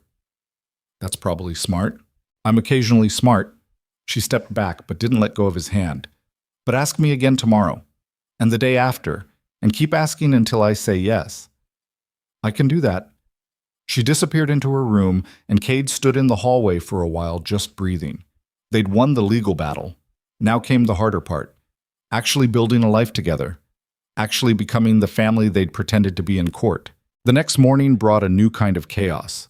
Without the immediate threat of losing everything, they had to figure out what normal looked like. Breakfast became an argument about chores and responsibilities. Nora wanted to work with the cattle. Ellie wanted to stay near the house. Eliza tried to mediate while Cade drank coffee and wondered how people raise children without losing their minds. I think we need rules, Eliza said finally. Actual structure instead of just surviving day to day. What kind of rules? Schoolwork? Chores? Bedtimes? She looked at the girls. You two need education. Real education, not just learning ranch work. I can read, Nora said defensively. Reading isn't enough. You need mathematics, writing, history. Eliza's voice was firm. I'll teach you what I can, but we might need to bring in a tutor eventually. I don't want a tutor. I want to work the ranch. You can do both. That's not fair. Life isn't fair, Cade cut in. But Eliza's right. You need education, both of you. The argument continued through breakfast and into the morning, and by the time it was resolved, everyone was exhausted. They compromised on 3 hours of schoolwork each morning, then ranch work in the afternoon. Ellie seemed content with this. Nora grudgingly accepted it. Parenting is harder than I thought, Eliza said later, finding Cade in the barn. We're making it up as we go. Is that how it's supposed to work? I have no idea. My parents died when I was young, and I barely remember what they did. He looked at her. But I figure as long as the girls are fed and safe and know they're loved, we're probably not completely failing. That's a low bar. It's a realistic bar. He smiled. We'll get better at this. Give it time. Time became the thing they had in abundance now that survival wasn't consuming every moment. Days settled into routine. Mornings were schoolwork at the kitchen table, with Eliza patiently teaching while both girls struggled through lessons they'd missed during months of running. Afternoons were ranch work. Nora threw herself into it with fierce determination, learning to rope and ride and manage the herd. Ellie was gentler, preferring the garden and the chickens, but she started spending time with the horses, too. Evenings were family dinners, all 4 of them around the table sharing the day's events. It was messy and loud, and nothing like the silent meals Cade had endured for years, and he loved every chaotic minute of it. Slowly, carefully, he and Eliza figured out what they were to each other. She still slept in her own room, but they started spending evenings together on the porch after the girls were asleep, talking about everything and nothing, learning each other without the pressure of crisis forcing intimacy. "Tell me about the war," she said one night. Cade tensed. "Why?" "Because you never talk about it. And I want to know what made you into this person. The man who hides alone on a ranch because he's scared of losing people." "I'm not scared of losing people." "Yes, you are. You were terrified of letting us stay because you knew you'd get attached." She looked at him. "So tell me why. What happened that made you so afraid?" He didn't want to. Didn't want to dredge up memories he'd spent years trying to bury. But she'd shared her painful past in that courtroom, stripped bare in front of strangers. He could at least give her this. "I was a lieutenant," he said slowly, "had a company of men under my command. Good men, most of them. Young and stupid and convinced we were going to win." He paused. "We got caught in an ambush outside Chattanooga. Half my company died in the first 10 minutes. The rest of us spent 3 days pinned down with no supplies and no reinforcements." "What happened?" "We ran out of ammunition, ran out of water, ran out of everything except fear." His voice went flat with memory. "On the third day, I told them to surrender. Told them we'd have a better chance as prisoners than dying in that field. But some of them wouldn't, said it was cowardice, so they charged instead. And they died." "Yeah, they died. And I survived because I chose surrender over suicide." He looked at her. 13 men dead because they followed my orders. Another 20 dead because they didn't. And I'm still here trying to figure out which choice was worse." Eliza took his hand. "Neither choice was worse. You were in an impossible situation. Doesn't change what happened, doesn't bring them back." He squeezed her hand. "After the war, I came out here to get away from people. Figured if I didn't care about anyone, I couldn't fail them, couldn't get them killed. But that's not living, that's just existing. I know that now." He met her eyes. "You and the girls taught me that. Taught me that caring about people is worth the risk of losing them." "Is it? Really?" Her voice was soft. "Because we could still lose each other. Accidents happen. Disease. Any number of things could tear this family apart." "They could. Probably will someday." Cade pulled her closer. "But I'd rather have whatever time we get than spend the rest of my life alone because I was too scared to try." She kissed him then, and this time it felt like more than possibility. It felt like a promise, like the beginning of something that might actually last. 3 weeks after the trial, a letter arrived from Houston. Eliza opened it at the kitchen table while the girls worked on their lessons and Cade reviewed the ranch accounts. "It's from Vivian's lawyer," she said, her voice tight. Cade's stomach dropped. "What does it say?" "She's dropping all claims, won't pursue an appeal." Eliza looked up, her eyes wide. "It's over. Actually over." The girls looked up from their work. "Really?" Nora's voice was cautious, like she didn't dare believe it. "Really?" Eliza showed them the letter. "She's done. We won completely." Ellie burst into tears of relief. Nora just sat there looking stunned. And Cade felt something he'd been holding tight in his chest finally release. "Why?" he asked. "Why would she give up?" Eliza kept reading. Apparently the judge's investigation found evidence of bribery and fraud related to Marcus's property claim. She's facing potential charges. Her lawyer says she's agreed to drop all custody claims in exchange for us not pursuing criminal prosecution. So she's protecting herself. Always was her priority. Eliza's voice was bitter. But I don't care about her reasons. I care that it's over. They celebrated quietly that night, just the 4 of them. No bonfire, no crowd, just family around the dinner table holding on to each other and the victory that finally felt real. Later, after the girls were asleep, Eliza came to Cade's room. She stood in the doorway for a moment, nervous and determined. "I'm done sleeping alone," she said. "Yeah?" "Yeah." She stepped inside, closed the door. "We're married. We love each other, and I'm tired of pretending we need to take things slow. You sure?" "I'm sure." She moved closer. "Are you?" Cade pulled her to him, and his answer was in the kiss that followed. This time there was no hesitation, no fear, just 2 people who'd fought their way through hell to find each other, claiming the life they'd earned. Summer settled across the ranch like a blessing. The cattle fattened on good grass. The garden flourished under Ellie's careful attention. Nora grew brown from the sun and confident in the saddle. The house that had been silent for so long now rang with voices and laughter and the comfortable sounds of living. One evening, Cade found himself standing in the yard watching Nora teach Ellie how to rope a fence post. Both girls were laughing when they failed and cheering when they succeeded, and seeing them so carefree made his throat tight. Eliza came to stand beside him. "We did good," she said. "We got lucky." "No. Luck was the storm that brought us here. Everything after that was choice." She leaned against him. "We chose to fight, chose to risk everything, chose each other over safety and comfort and all the easier options. Worth it? Every single day." She smiled. "Even the hard days, even when Nora's stubborn and Ellie has nightmares and we're arguing about money or chores or whose turn it is to deal with whatever crisis has erupted. Worth it. Good. Because there's no going back now. Wouldn't want to even if we could." She turned to face him. "You know what I realized the other day?" "What?" "I'm happy. Actually, genuinely happy. I didn't think that was possible anymore.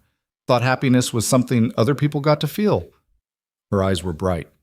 "But here I am, living in a drafty ranch house in the middle of nowhere, married to a grumpy rancher raising 2 traumatized children.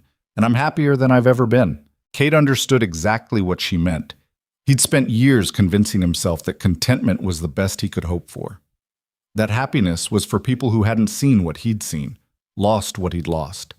But standing here with his wife and children, watching the sun set over land that was truly his, he felt something that went beyond contentment. He felt alive. "We should do something," he said suddenly. "What kind of something?" "A real wedding, not a rushed courthouse affair with strangers as witnesses. Something that actually means something." Eliza looked surprised. "We're already married." "I know, but I want to do it right this time. Vows that we actually mean. Promises that aren't about strategy or survival." He took her hands. "I want to marry you because I love you, not because the law requires it."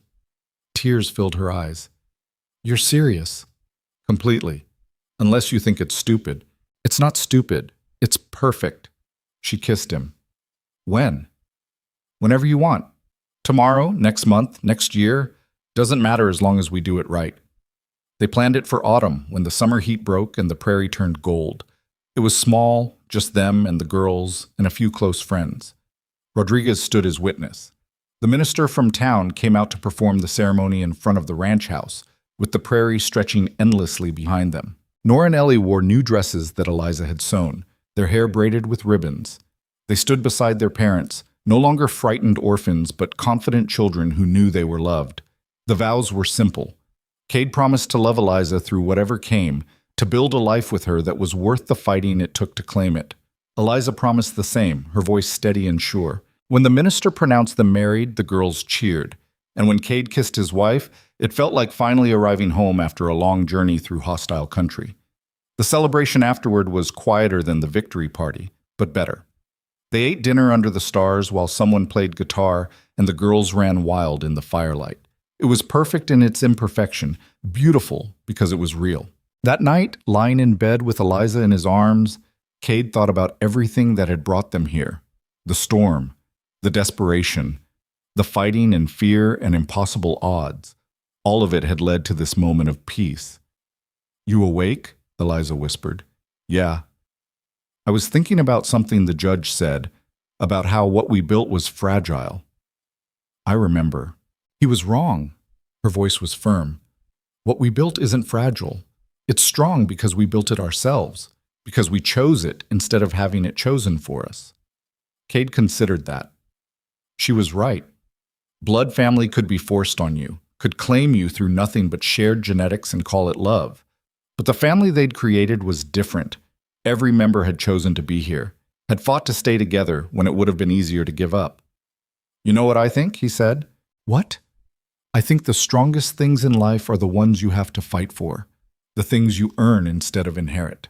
He pulled her closer. "We earned this, all of it, and that makes it unbreakable." "Unbreakable seems optimistic." "Fine. Harder to break then. Better?" "Better." She laughed softly. "We're still going to fight, you know. Still going to have hard days and disagreements and moments where we wonder if we made a mistake." "I know. And the girls are going to grow up and test every boundary we set. They're going to make us crazy." "I'm counting on it." He kissed her forehead. Crazy is better than empty. I'll take crazy and loud and chaotic over silent and alone any day. Me too. They fell asleep like that, wrapped around each other while the house breathed quietly around them. Outside, the prairie stretched endless under stars that had witnessed everything. The storm that brought them together, the battles they fought, the family they became. And somewhere in the darkness, Kate understood something that had eluded him for years. Home wasn't a place. It wasn't land or buildings or possessions you could lose. Home was the people who chose to stand beside you when the world tried to tear you apart. Home was the family you built from nothing but stubbornness and hope and refusal to surrender. Home was here. Was them. Was this messy, imperfect, beautiful life they'd created from desperation and turned into something worth keeping. The seasons turned. Winter came harsh and testing, but they weathered it together. Spring brought new calves and fresh growth. Summer returned with its heat and endless work. Years began to pass, each one adding layers to the foundation they'd laid. Nora grew tall and capable, learning the ranch business with the same fierce determination she'd shown from the beginning. By the time she was 14, she could manage the herd better than men twice her age. She was hard and practical and stubbornly independent, but beneath that armor was a girl who loved deeply and protected fiercely. Ellie grew quieter but no less strong. She became the heart of the ranch in ways nobody expected, the one who remembered birthdays and tended the sick and made sure everyone felt welcome. Her garden became legendary, and people traveled from neighboring ranches just to see what she could grow in the harsh Texas soil. Eliza transformed the ranch house into a real home, curtains in the windows, pictures on the walls, a kitchen that smelled like bread and coffee and belonging. She became known across the territory as the woman who'd stood up to wealth and corruption and won, and people came to her for advice when they had their own battles to fight. And Cade learned that the man he'd been during the war, the one who'd failed his soldiers and blamed himself for surviving, wasn't the man he had to be forever. That redemption didn't come from punishing yourself with isolation. It came from choosing to love people even when you were terrified of losing them. It came from building something good instead of just avoiding more bad. 5 years after the trial, a letter arrived from Houston. Not from Vivian, who disappeared from their lives completely. From a lawyer informing them that she'd died. No details. No request for reconciliation or apology. Just a cold legal notice that the woman who'd tried to destroy them was gone. "How do you feel?" Kate asked Eliza after she'd read it. She was quiet for a long time. "I thought I'd feel something. Relief maybe, or anger. But I just feel empty.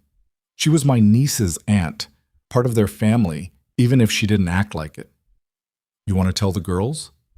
"I don't know. They barely remember her except as the person who tried to take them away." Eliza looked at him. "What do you think?" "I think we tell them the truth. That she died. That she was family, even if she didn't behave like it. That we can mourn the person she could have been, even if we don't mourn who she actually was." So they told Nora and Ellie that evening at dinner. Both girls received the news quietly, Nora with her usual stoic acceptance of reality. Ellie with tears for a woman she barely knew, but whose absence still left a hole. "I wish she'd been different," Ellie said. "I wish she'd loved us." "Maybe she did," Eliza said gently. "Just not in a way that was useful to anyone.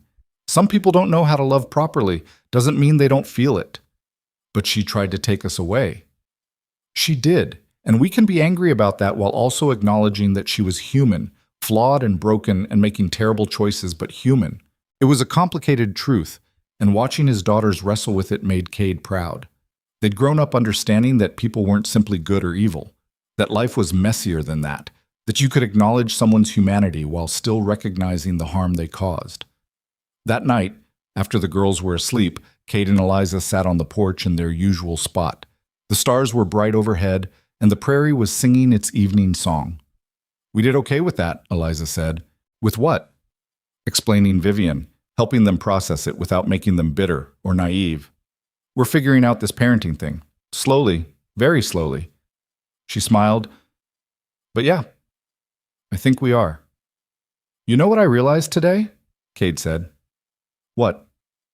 "I can't remember what the silence used to sound like before you came.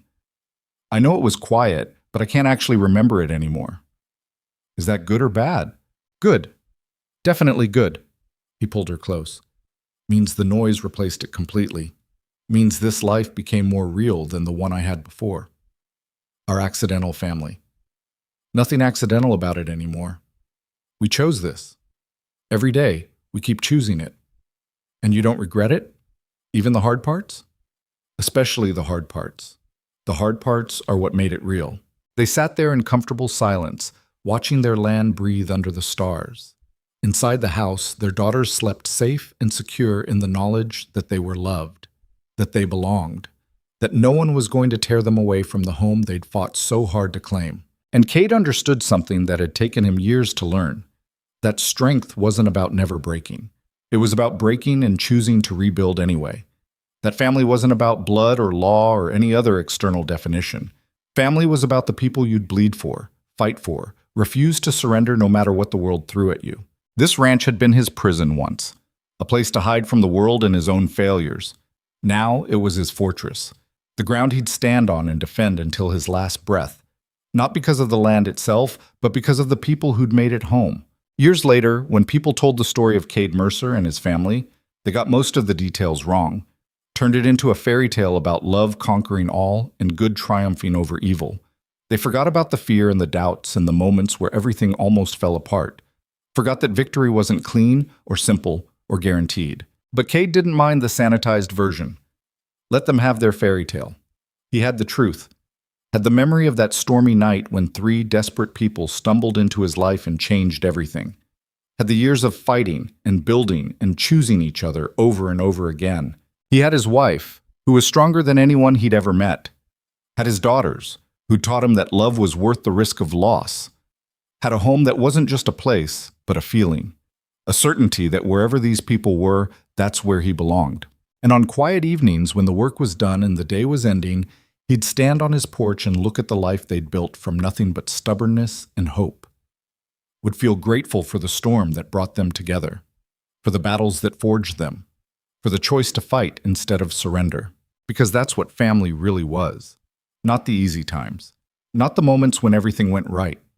Family was the people who stood beside you when the world said you'd lose, who fought beside you when the odds were impossible, who chose you again and again, not because they had to, but because they wanted to. And in the end, that choice was stronger than blood, stronger than law, stronger than anything else the world could throw at them. That was the truth they'd proven in that courtroom years ago. That was the life they'd built in the years since. And that was the legacy they'd pass down to their children and their children's children. Love wasn't something that just happened. It was something you fought for, something you earned, something you built with your bare hands from broken pieces and refused to let crumble. And standing there on his porch, watching the sun set over the land he'd nearly lost and the family he'd nearly never had, Cade Mercer knew he'd finally found what he'd been searching for all those years. Not perfection, not ease, not some fairy tale ending where everything worked out smoothly, but something better, something real, something worth every scar and struggle it took to claim. He'd found home.